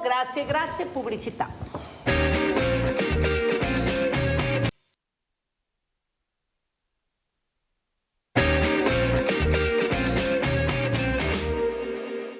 Non solo repressione, ma anche e soprattutto, quando si parla di giovanissimi, prevenzione. Nelle iniziative che le istituzioni trevigiane stanno mettendo in atto per contrastare la violenza ed il disagio dei ragazzi sono coinvolte anche le forze dell'ordine. L'ammonimento del questore è uno degli strumenti fondamentali per la prevenzione, ma, ha detto Alessandra Simone, questore di Treviso, sottovalutato. Molto utile quando si tratta di minori, perché l'ammonimento è uno strumento di prevenzione che quindi blocca prima che possano degenerare le condotte violente, e nel caso dei minori esiste l'ammonimento per cyberbullismo e l'ammonimento per bullismo, quindi questi provvedimenti che il questore può irrogare, che bloccano delle condotte pericolose e dannose. Ed è un lavoro di squadra quello che deve essere messo in atto per aiutare i giovani a crescere serenamente e stroncare sul nascere quegli atteggiamenti che possono portare a violenza, bullismo, comportamenti pericolosi per sé e per gli altri. L'ammonimento è uno strumento efficace, l'attenzione della scuola è uno strumento efficace, l'attenzione della famiglia è anche questo, perché girano con il coltello in tasca e con la droga in tasca, da qualche parte l'hanno presa questa droga e l'hanno messa in tasca. Se tutti stiamo più attenti, ecco, noi nei nostri servizi che stiamo svolgendo in maniera più accurata proprio per capire e individuare queste problematiche, e tutti gli altri attori sociali, famiglia, scuola, forse arriveremo ad evitare queste condotte e a prevenirle. Io ringrazio e saluto Silvia Cestaro, consigliere regionale della Lega, che si occupa di globalizzazione, giovani, internet, ed è veramente un tema molto particolare e molto sensibile, ma che riguarda tutti noi. Saluto anche Silvana Marzagalli, Presidente nazionale Associazione Tutela Salute Mentale. Ecco, capite questo benessere che bisogna fare con la prevenzione. Grazie anche a lei, Presidente, di essere qui, perché sono dei temi che veramente coinvolgono tutti tutta la società, ormai non c'è più nord, sud, est, ovest, vecchi, giovani, tutti quanti siamo in mano veramente a pochi numeri di giovani che si permettono di fare tutto perché nessuno li ferma. E soprattutto prima Silvia Cestaro, parlavo con il professor Tocchetto che insegna, è un docente anche di agraria, dove dice: questi ragazzi non riesco a interessarli, ecco, li vedo molto assenti, non si concentrano, fanno fatica a capire le cose. Cosa vede lei? Lei che si occupa di questo, che sa quanto è importante, il futuro è nelle loro mani, dobbiamo anche aiutare questi ragazzi, ecco, anche veramente cercare di supportarli in qualche maniera, perché se io non ho i genitori, non riesco ad avere una famiglia che si chiami così, cosa faccio? Dove vado? Prego, Cestaro. Sì, non è solo il loro futuro, è anche il nostro, perché saranno quelli che dovranno occuparsi di noi poi quando andremo avanti con l'età, e quindi dobbiamo insegnargli le responsabilità. Io quello che vedo, insomma, ho provato anche come insegnante peraltro, è proprio l'assenza di prospettive che questi ragazzi si trovano davanti. Non siamo più capaci, anche all'interno della famiglia, di, non dico obbligarli, ma fargli capire che ci sono delle piccole responsabilità a partire da quando sono piccolini, poi man mano quando si cresce queste responsabilità devono aumentare, alle quali anche loro si devono adeguare. Cioè, noi siamo tutti quanti di un'epoca, magari ci prenderanno in giro i giovani, ma di un'epoca in cui a 10 anni la mamma ti diceva: oggi tocca a te lavare i piatti, e nessuno di noi si è mai sognato di dire no, non sono capace, non riesco.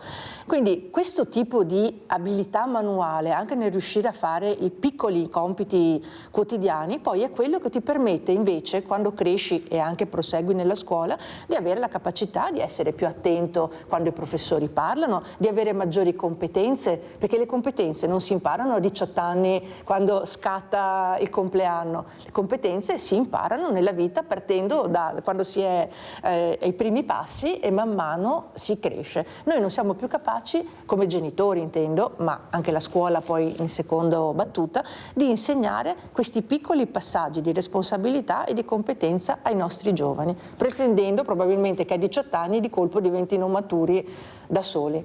Allora, prima di passare alla Presidente Marzagalli, sentiamo Lorenza da Mestre. Vai Lorenza. Salve Mirella, saluto la diciamo, il consigliere della Regione. Ciao Lorenza. Volevo un attimino capire la situazione della sicurezza. Allora, io dico da sola, sto in un contesto al centro di Mestre, mi è successo un furto con scasso, poi dopo un po' è rivenuto di nuovo nei garage, ho telefonato 2 volte alle forze dell'ordine, io da sola ero fuori che aspettavo, mi sono incrociata con un tunisino marocchino, chiaramente che ho avuto anche delle minacce, chiaramente tutti erano incasati, io mi sono trovata in difficoltà, dopo un po' che ho chiesto aiuto è venuto fuori 2 signori. Ora io mi domando, anche all'interno condominiale, anche nel vicinato, praticamente mi sono trovata in una grossa difficoltà, non so neanche che forze ho avuto per placare questo ragazzo che avrà avuto sì e non neanche 40 anni, che metteva le biciclette dentro, insomma cose rubate. Io mi domando, anche le forze dell'ordine, quella notte ho fatto da piantone, poi a sua volta dopo un'ora sono usciti 2 signori e ho spiegato la situazione, le forze dell'ordine non sono venute, allora io mi domando, Mirella, dove sta la sicurezza? Io ci metto tutta la buona volontà perché mi piacerebbe interessarmi di queste situazioni, a parte che ho la salute che è quella che è, però nonostante tutto guardo avanti e mi trovo da sola. Grazie Mirella, a lei e alla sua ospite. Grazie cara Lorenza, purtroppo è un problema che riguarda, come ho detto prima, tutte le città, i paesi, questa sicurezza, la paura di uscire di casa, questa non è assolutamente accettabile, anche perché non è vero che abbiamo tutte le città pericolose, ci sono certi luoghi, dobbiamo stare attenti, però parlare di tutta la pericolosità dappertutto anche no, perché se passa questo messaggio non ce n'è per nessuno. Presidente, allora, Presidente Marzagalli, lei invece si occupa di una cosa molto delicata, ecco, quale prevenzione, parlando di salute mentale, però veramente i supporti sono pochi, gli aiuti anche, ecco, cosa dice, cosa sta vedendo lei Presidente? Prego. Intanto buongiorno a tutti e ringrazio dell'opportunità che mi state dando di parlare di quello che facciamo su temi così importanti. Allora, devo dire che per quanto riguarda l'analisi che è stata fatta del disagio giovanile, devo dire che le ragioni sono profonde e certamente non sono riducibili a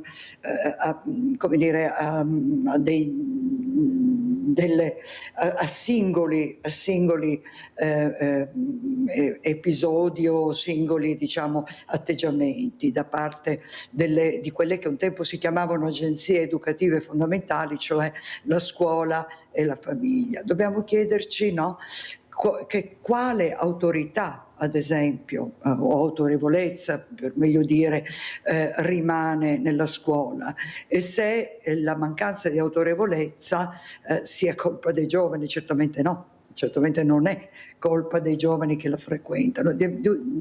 Dobbiamo riconoscere che un modello è andato in crisi e che si fatica a ricomporre un quadro in cui i giovani possano crescere nel benessere. Per quanto riguarda il benessere, come dire, mentale, ecco, perché probabilmente per quanto riguarda il benessere materiale, oggi sicuramente, almeno in certe realtà, è stato raggiunto, comunque è superiore a quello di 50-60 anni fa.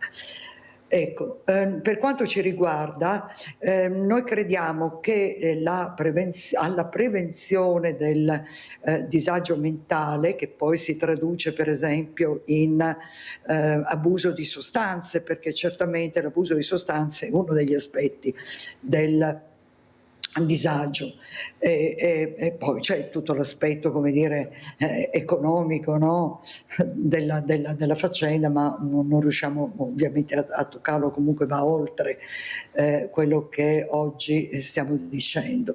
Allora, la prevenzione si attua nei luoghi frequentati dai giovani, prima di tutto la scuola, ma se da un lato è vero quello che diceva la consigliera, cioè dai giovani si pretende di meno in termini di aiuto in casa, diceva, aveva fatto questo esempio la consigliera, dall'altro viviamo in una società che invece è fortemente competitiva, e anche l'attuale denominazione del Ministero del merito, no? Perché merito si può intendere in tanti modi, ma se noi intendiamo per merito una competizione continua a chi fa meglio per poi scoprire l'acqua calda, cioè che il meglio nella scuola è dato da chi ha tutte le condizioni, prima di tutto economiche, culturali, per riuscire. Ecco, se diciamo che il merito è quello, evidentemente lasciamo fuori tutta una parte di giovani che per tutta una serie molto di motivi... chiara, Presidente. Sentiamo come commenta, devo correre purtroppo che il tempo è tiranno, sì. Comunque, la consigliera Cestaro, sentiamo il commento della consigliera, poi continuiamo naturalmente, scusate ma se no non ce la faccio, prego consigliera. Ma il mio commento è che la nostra è sempre stata una società competitiva, anzi era molto più duro, ma parlo anche a livello scolastico, insomma chi è della nostra generazione ricorda bene la fatica che si faceva per lavorare e studiare insieme, per portare avanti, insomma, le istituzioni scolastiche e arrivare alla fine del nostro percorso. Non c'erano certo i supporti che ci sono adesso. C'è una competizione diversa, c'è sicuramente una competizione più alta nell'apparire, nel sembrare sempre più belli, più performanti dal punto di vista dei social, eccetera, ma non è una competizione giusta e corretta questo. Quindi bisogna dirla questa cosa, non è che possiamo giustificare il fatto di dire che abbiamo 1/3 della popolazione italiana, c'erano le statistiche l'altro giorno, con problemi di salute mentale, perché solo pensare a una cosa del genere vuol dire che noi all'interno di questo mettiamo qualunque casistica possibile, da chi dice oggi mi sento triste e ho un problema, e lo equipariamo alla persona che invece effettivamente ha dei problemi, cioè, i numeri di salute vanno mentale. veramente letti nella maniera giusta. Io che ho possibilità di parlare con tantissime persone che hanno parenti, figli e amici con problemi di salute mentale veri, Questi sono disperati perché di fatto nel grande marasma di mettere dentro tutti si perdono gli aiuti e i contributi per chi veramente ha bisogno. Quindi bisognerebbe anche imparare un pochino a selezionare le cose. E anche cercare di avere quel supporto, per esempio, per i giovani e per evitare, come diceva prima la Presidente, che si avvicinino per esempio al mondo della droga o a una parola che non si vuole più dire tantissimo, ai problemi di bulimia e anoressia che purtroppo esistono ancora anche molto obesità, forti. direi io, E anche infantile, obesità. che dobbiamo parlarne. Presidente, come commenta, prego? Ecco, devo dire che quando si parla di social, quando si parla di competizione nell'apparire, come ha appena fatto la consigliera, evidentemente stiamo affrontando un tema che è della società, no? Cosa rappresenta l'ultimo modello di scarpe, cosa rappresenta l'ultimo cellulare, comunque l'ultimo gadget elettronico. Di conseguenza anche qui torniamo a un problema che è di tipo sociale, certamente non familiare né tantomeno individuale. Noi vogliamo però, come dire, spostare l'accento dal disagio alla parola benessere. Benessere vuol dire stili di vita sani, e qui lo sport certamente ha una grande importanza, stili di vita in cui la socialità, una socialità di tipo, qui è difficile definirla perché noi diciamo una socialità di tipo sano, no? che aiuta l'adolescente nella sua maturazione, è una società che non escluda, ecco perché. La fermo un secondo perché abbiamo una telefonata da Mantova, Stefano da Mantova, se no mi cade la linea, poi continuiamo, vai Stefano. Buongiorno signora Mirella. Buongiorno. Allora, c'è una cosa solo, qua il problema principale è della famiglia.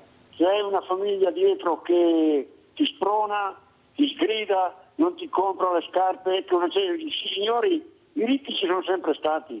Io avevo una cugina che andava all'università a Mantova con tutti i più ricchi che c'erano nella provincia di Mantova, però lei, siccome che era talmente brava, proveniva da una famiglia grintosa, non aveva soldi, poverina, ma è arrivata, si è laureata col massimo dei voti. Adesso sta scrivendo su un giornale di Trento, io ho un'ammirazione per questa cugina qua, e poi sa che i professori, per diventare professori o maestri, devono passare sotto il suo colloquio. Questa qua non scherza. Se abbiamo un professore valido, passa. Un maestro passa. Se non è valido, va a raccogliere le mele. Quindi, grazie Stefano, salutiamo anche Mantova, devo correre se no non ce la faccio, devo dare la parola alla Presidente che gliel'avevo interrotta per far capire anche l'importanza però della meritocrazia, forse premiare anche quelli bravi non sarebbe mica male, iniziare a premiarli, ecco, non solo il castigo a quello che lo merita ma anche la meritocrazia a quello bravo. Allora, prego Presidente.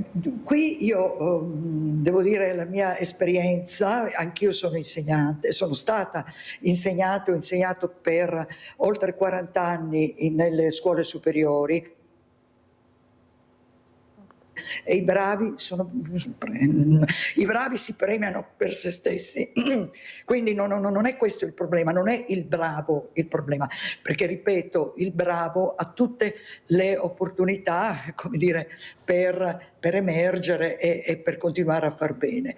Qui il problema è un altro modello di scuola che sia effettivamente inclusivo e che trasmetta il messaggio che la cultura. Presidente, mi scusi ma devo correre, non sono d'accordo con lei, io banco solidale, vedo dei ragazzi molto bravi ma che non hanno la possibilità di sicuro di emergere se non c'è qualcuno che li supporta perché le famiglie non ce la fanno. Ecco, si parli dallo sport, si parli di qualsiasi cosa, sono bravi ragazzi a scuola, si comportano bene ma non sono rispettati. Cestaro, prego. Concordo con Mirella, devo dire che l'esperienza di questi anni mi ha proprio proprio portato a vedere come, ad esempio, a livello anche di scuola, chiamiamola elementare, no? Di primaria, il fatto di aver tolto il voto specifico, il fatto di riuscire a diversificare perché tutti devono essere appiattiti, fa sì che chi è bravo tende a dire ma perché io devo fare fatica quando ho lo stesso risultato e vengo promosso esattamente come quello che invece,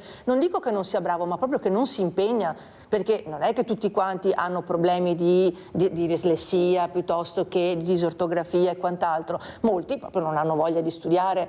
E allora nel momento in cui andiamo a trovare una media per riuscire a sostenere sia uno ma ad abbassare anche quello che è bravo, la società ha già fallito di suo. Quindi bisogna ricominciare a ripristinare un pochino, come diceva prima Mirella, la meritocrazia, e se uno deve essere bocciato anche alle elementari e anche alle scuole medie. Allora guardiamo queste immagini che ha portato la Presidente Marzagalli, queste immagini di questa salute mentale che sono molto importanti. Andiamo a vedere la prima parte e la commentiamo con la Presidente.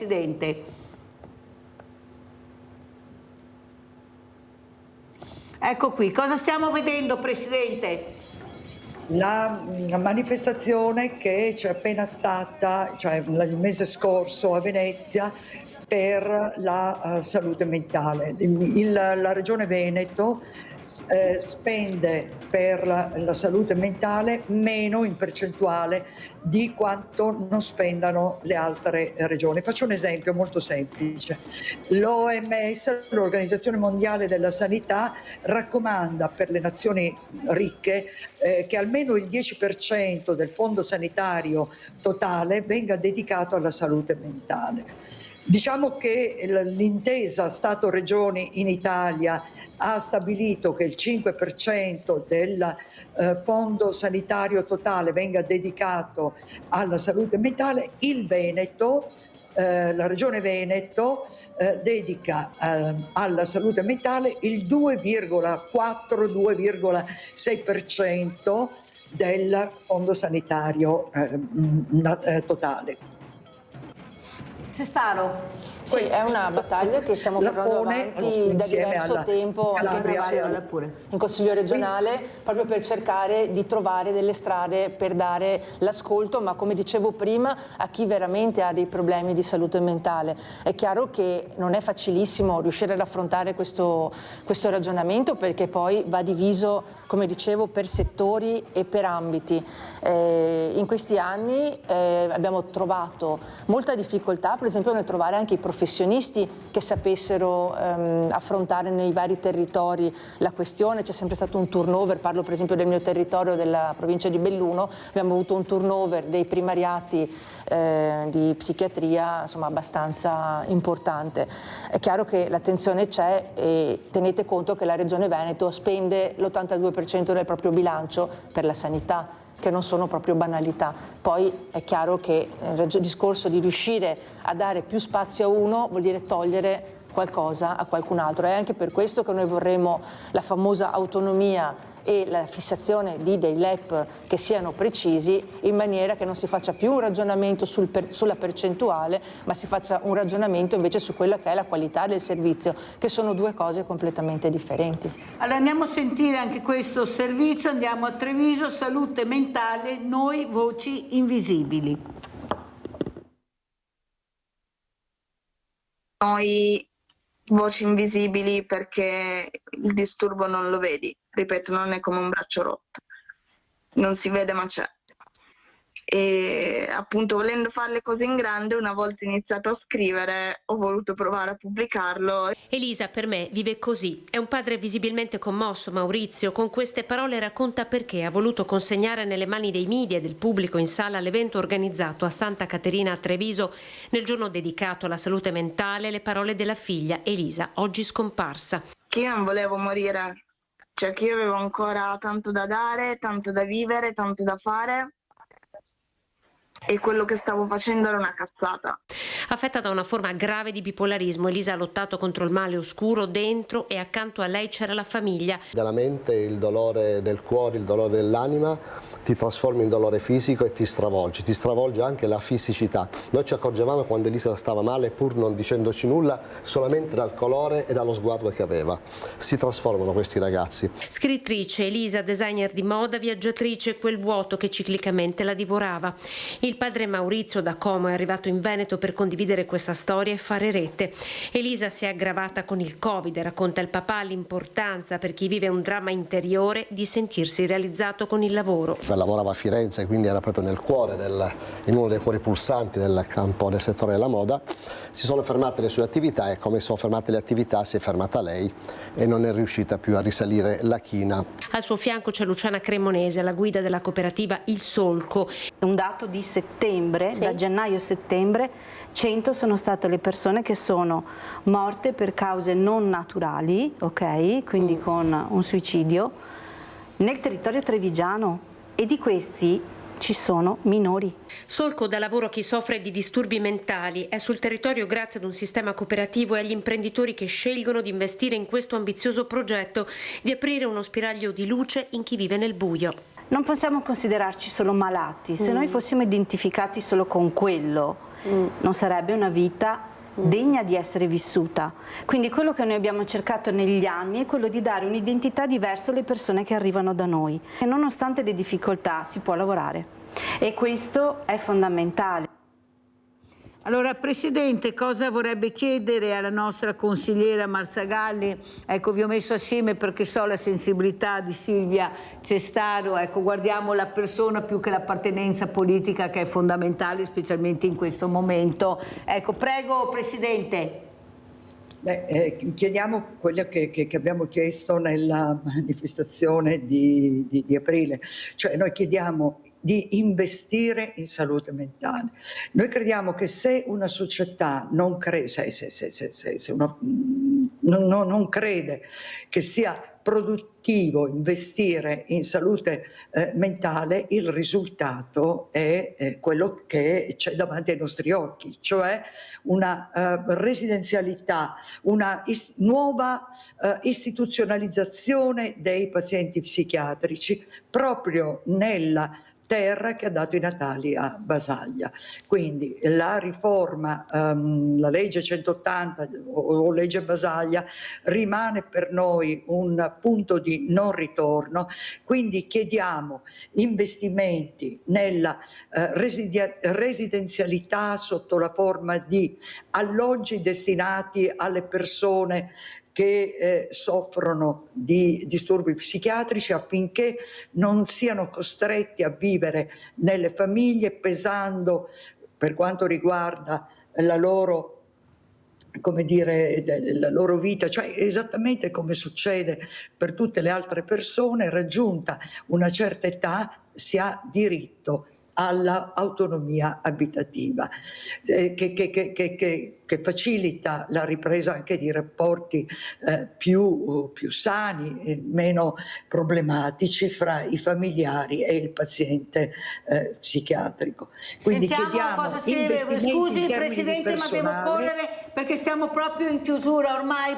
Cestaro, cosa vuole dire a questa Presidente che sta cercando di far emergere le problematiche che ci sono e gli investimenti che bisogna che siano fatti, perché sennò non si va da nessuna parte? Investimento vuol dire denaro. Sì, la problematica c'è e condivido il fatto che c'è bisogno di questi alloggi dove ci sia però un'assistenza precisa, quindi devono avere, non dico ritornare un po' indietro su quello che era il concetto della coabitazione assistita come avevamo a Sant'Artemio. Insomma, mio nonno era l'infermiere dell'ospedale di Sant'Artemio. Sant'Artemio era un manicomio. Era un manicomio, si è brutto da dire una parola che non mi piace, però lui mi ha raccontato... così, le parole, non bisogna aver paura delle parole. Ecco, io ho avuto la fortuna che mi hanno raccontato quello che si faceva era un manicomio all'avanguardia, perché queste persone che avevano questi disagi venivano messe a lavorare, tra virgolette, nelle loro passioni, quindi coltivare l'orto. Ci sono ancora degli esempi all'interno sociali ci sono di Sant'Artemio, dentro. ecco, e venivano erano avvicinati agli animali, potevano fare l'intaglio del legno. Insomma, mio padre mi raccontava che c'erano alcune persone che gli facevano i giocattoli perché si passavano Gino Rossi era là, ad esempio, uno dei meravigliosi pittori che abbiamo avuto. Aveva un lato importante e positivo. È chiaro che se dobbiamo riportarlo al giorno d'oggi, questo dovrebbe essere il principio, quindi non solo cure psichiatriche, non solo terapie che servono, ma anche la capacità di trovare in queste persone che hanno un disagio mentale, che può essere di N tipologie diverse, un modo per riuscire ad affrontare la vita con un minimo di serenità e soprattutto dare lo spazio alle famiglie, che sappiamo essere caricate in maniera molto importante anche psicologicamente nel dover gestire questi familiari. È emerge però, Presidente Silvia Cestaro, che c'è un grido di aiuto dalle persone diversamente giovani, soprattutto questo ascolto, questi servizi alla persona. Io ho avuto qui dove è seduta lei una donna che ha tentato per ben 2 volte il suicidio, è venuta qua a dire tutta la sua disperazione, ha detto: io nella carta ho 9 persone che mi seguono, 9 ne ho, in realtà non ho nessuno, sono mesi e mesi che non sento nessuno, chiamo per avere delle risposte, passano il cerino, se non fosse per la Mirella che mi supporta io non so che fine avrei fatto. Allora capisce che la realtà è ben diversa da quello che si legge nelle carte. Nelle carte ho ma non ho niente. Ecco, cosa bisogna fare? Bisogna pure investire in queste realtà. Cioè questa persona non riesce a trovare un lavoro, non riesce a avere dignità della sua storia, non ha nessuno. Allora ho dovuto mettermi in moto, io, che non sarei dovuta stare io, per cercare di vedere la filiera, perché diventa una filiera, servizi sociali che cambiano in continuazione, anche quelli che seguono la salute mentale non sono mai le stesse, perciò non conoscono, non sanno. Ecco, Presidente, anche questo calvario che si vedono vivere queste persone. Ecco, questa mi diceva ieri l'INPS ha sbagliato i dati, ma che colpa ne ha lei? Sono mesi che non riceve più l'assegno di inclusione, e come fa a vivere? Ma hanno sbagliato i dati, ma adesso si accorgono, dopo mesi e mesi, arrivato 60 euro al posto di quello che gli aspetta di diritto dall'INPS. Ma stiamo scherzando? Prego, Presidente. Allora, io volevo sottolineare proprio uno degli aspetti negativi, no?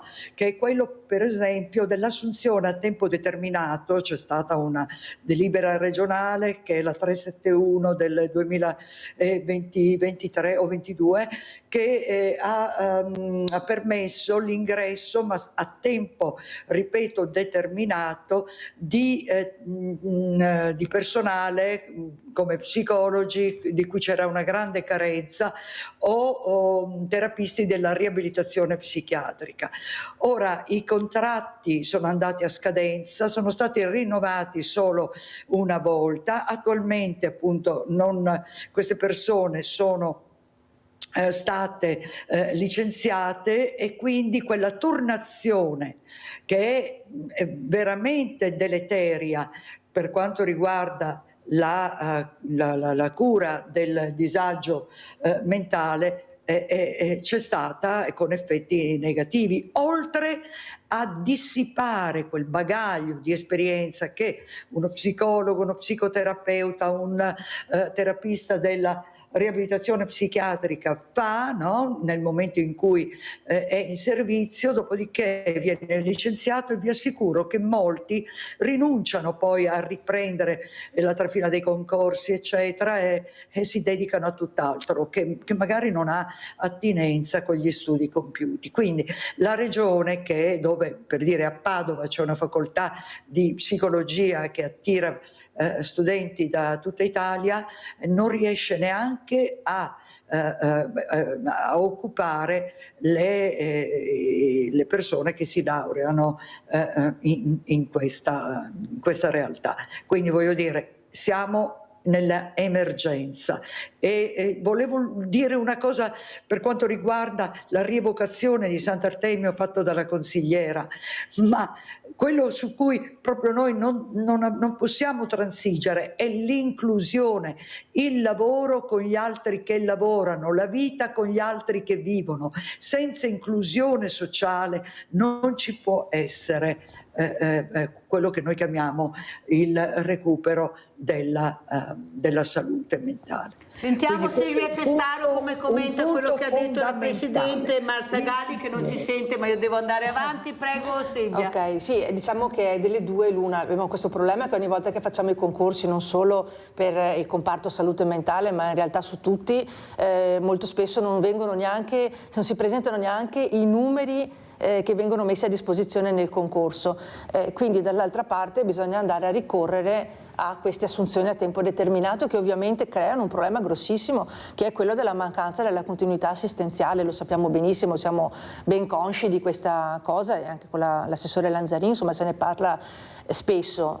Bisogna capire cosa c'è che non va, cioè perché chi avrebbe la professionalità per partecipare a concorsi e quindi avere un posto a tempo indeterminato, poi alla fine invece fa una scelta differente e crea anche poi tutta una serie di aggiunte di costi, perché non è da nascondersi dietro un dito, insomma, che quando si va in una cooperativa o prende una dipendente attraverso altre strade che non siano quelle del concorso pubblico, i costi si alzano. Però penso che qualsiasi direttore generale delle nostre ULSS possa confermare che moltissimi dei bandi vanno, non dico deserti, ma comunque sempre sottostimati come numero di partecipanti. È una società più inclusiva anche nel mondo del lavoro con i diversamente agili, perché io ho avuto i sindacati e nella carta e nelle leggi ci sono, ma come assunzioni non li abbiamo. Allora forse anche qua dovremmo accelerare di più e obbligare all'inserimento di queste persone che sono dei seri professionisti, a volte hanno delle lauree, solo purtroppo la vita ha sempre il nemico dietro l'angolo e si ritrovano magari in sedia a rotelle, ma è solo un mezzo. Ieri ho avuto un professore appunto per l'università inclusiva che diceva la fatica che facciamo per essere visibili. Ecco, anche qua forse dovete appoggiare di più queste persone che sono veramente persone che quando lavorano dimostrano tutto l'impegno e la preparazione. Sì, devo dire che in Italia si fa sempre il minimo sindacale, questo vale per tutta quanta la nazione, per cui dalle aziende ai privati a chiunque assumono il minimo indispensabile della persona magari con qualche disabilità per riuscire a raggiungere la loro quota obbligatoria. Sono poche le aziende che effettivamente si impegnano a fare qualche cosa di più, e sappiamo anche appunto le professionalità.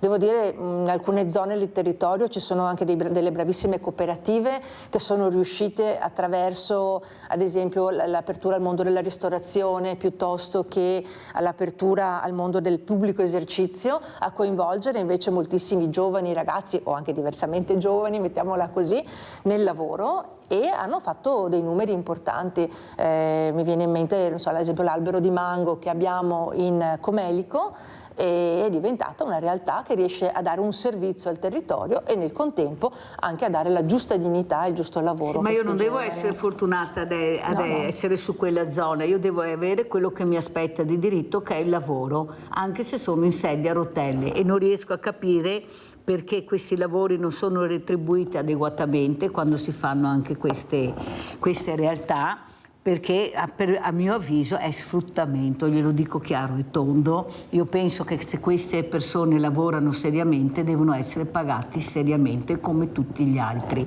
Ecco, Presidente, veloce, come ci saluta?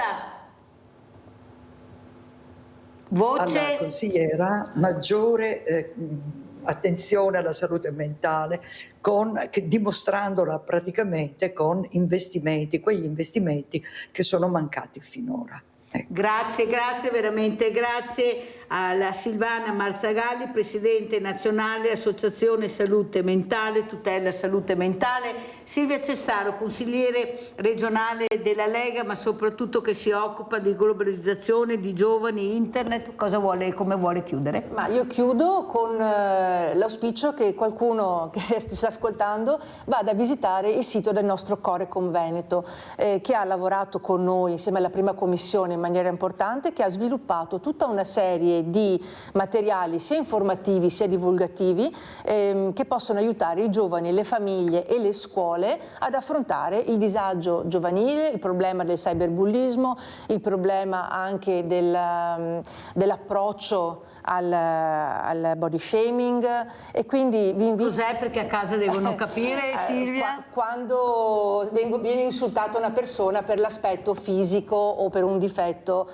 che può avere o anche no, perché molto spesso succede che insomma le cose sono un po' campate per aria. Quindi vi invito a vedere il sito del Corecom Veneto, c'è proprio una sezione speciale dove chiunque può scaricare. È molto utile anche per i genitori perché aiuta ad affrontare per esempio quel mondo un po' oscuro che è l'approccio dei nostri figli con internet.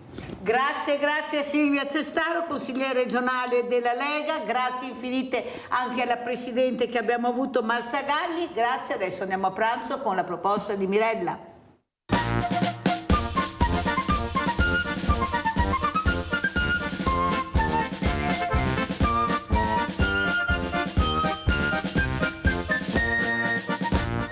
Bentornati, oggi vi presentiamo dei gnocchetti di patate conditi con della cannella, del prosciutto crudo e un pizzico di limone.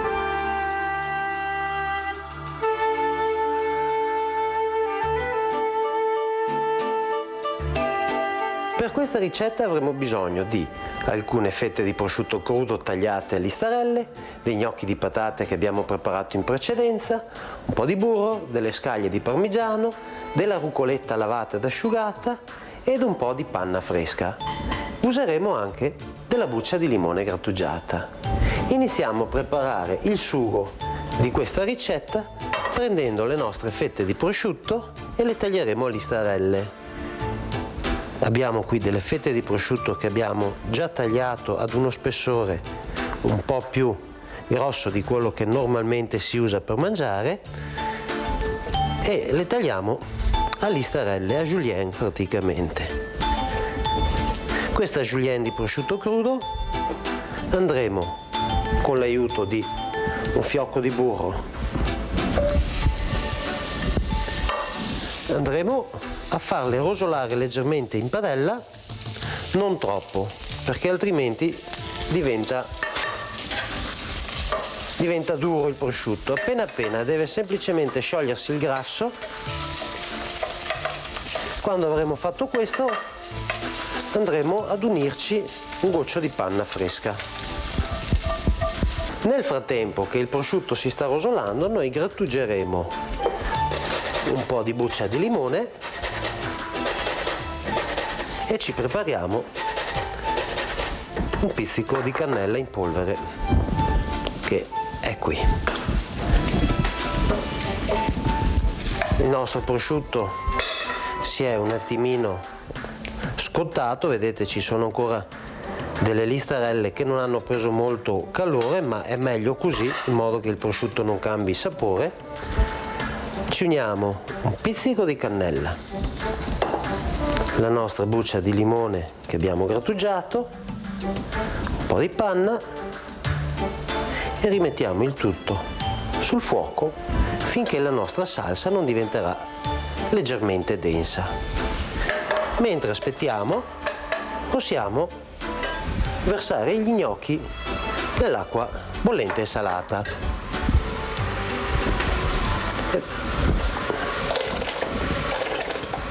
Ora non ci resta che attendere che gli gnocchi si cuociano e che il nostro sugo si restringa un pochino ancora.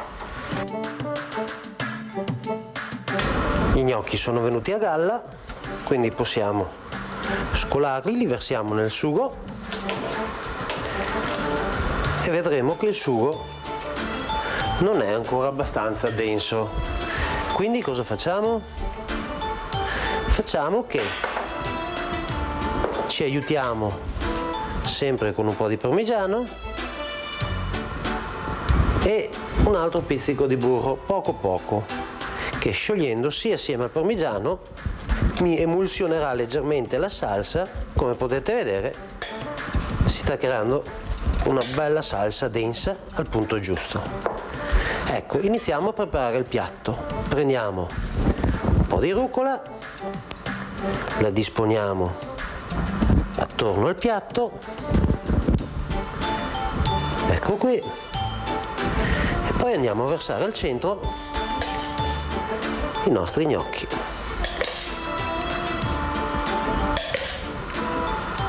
Così.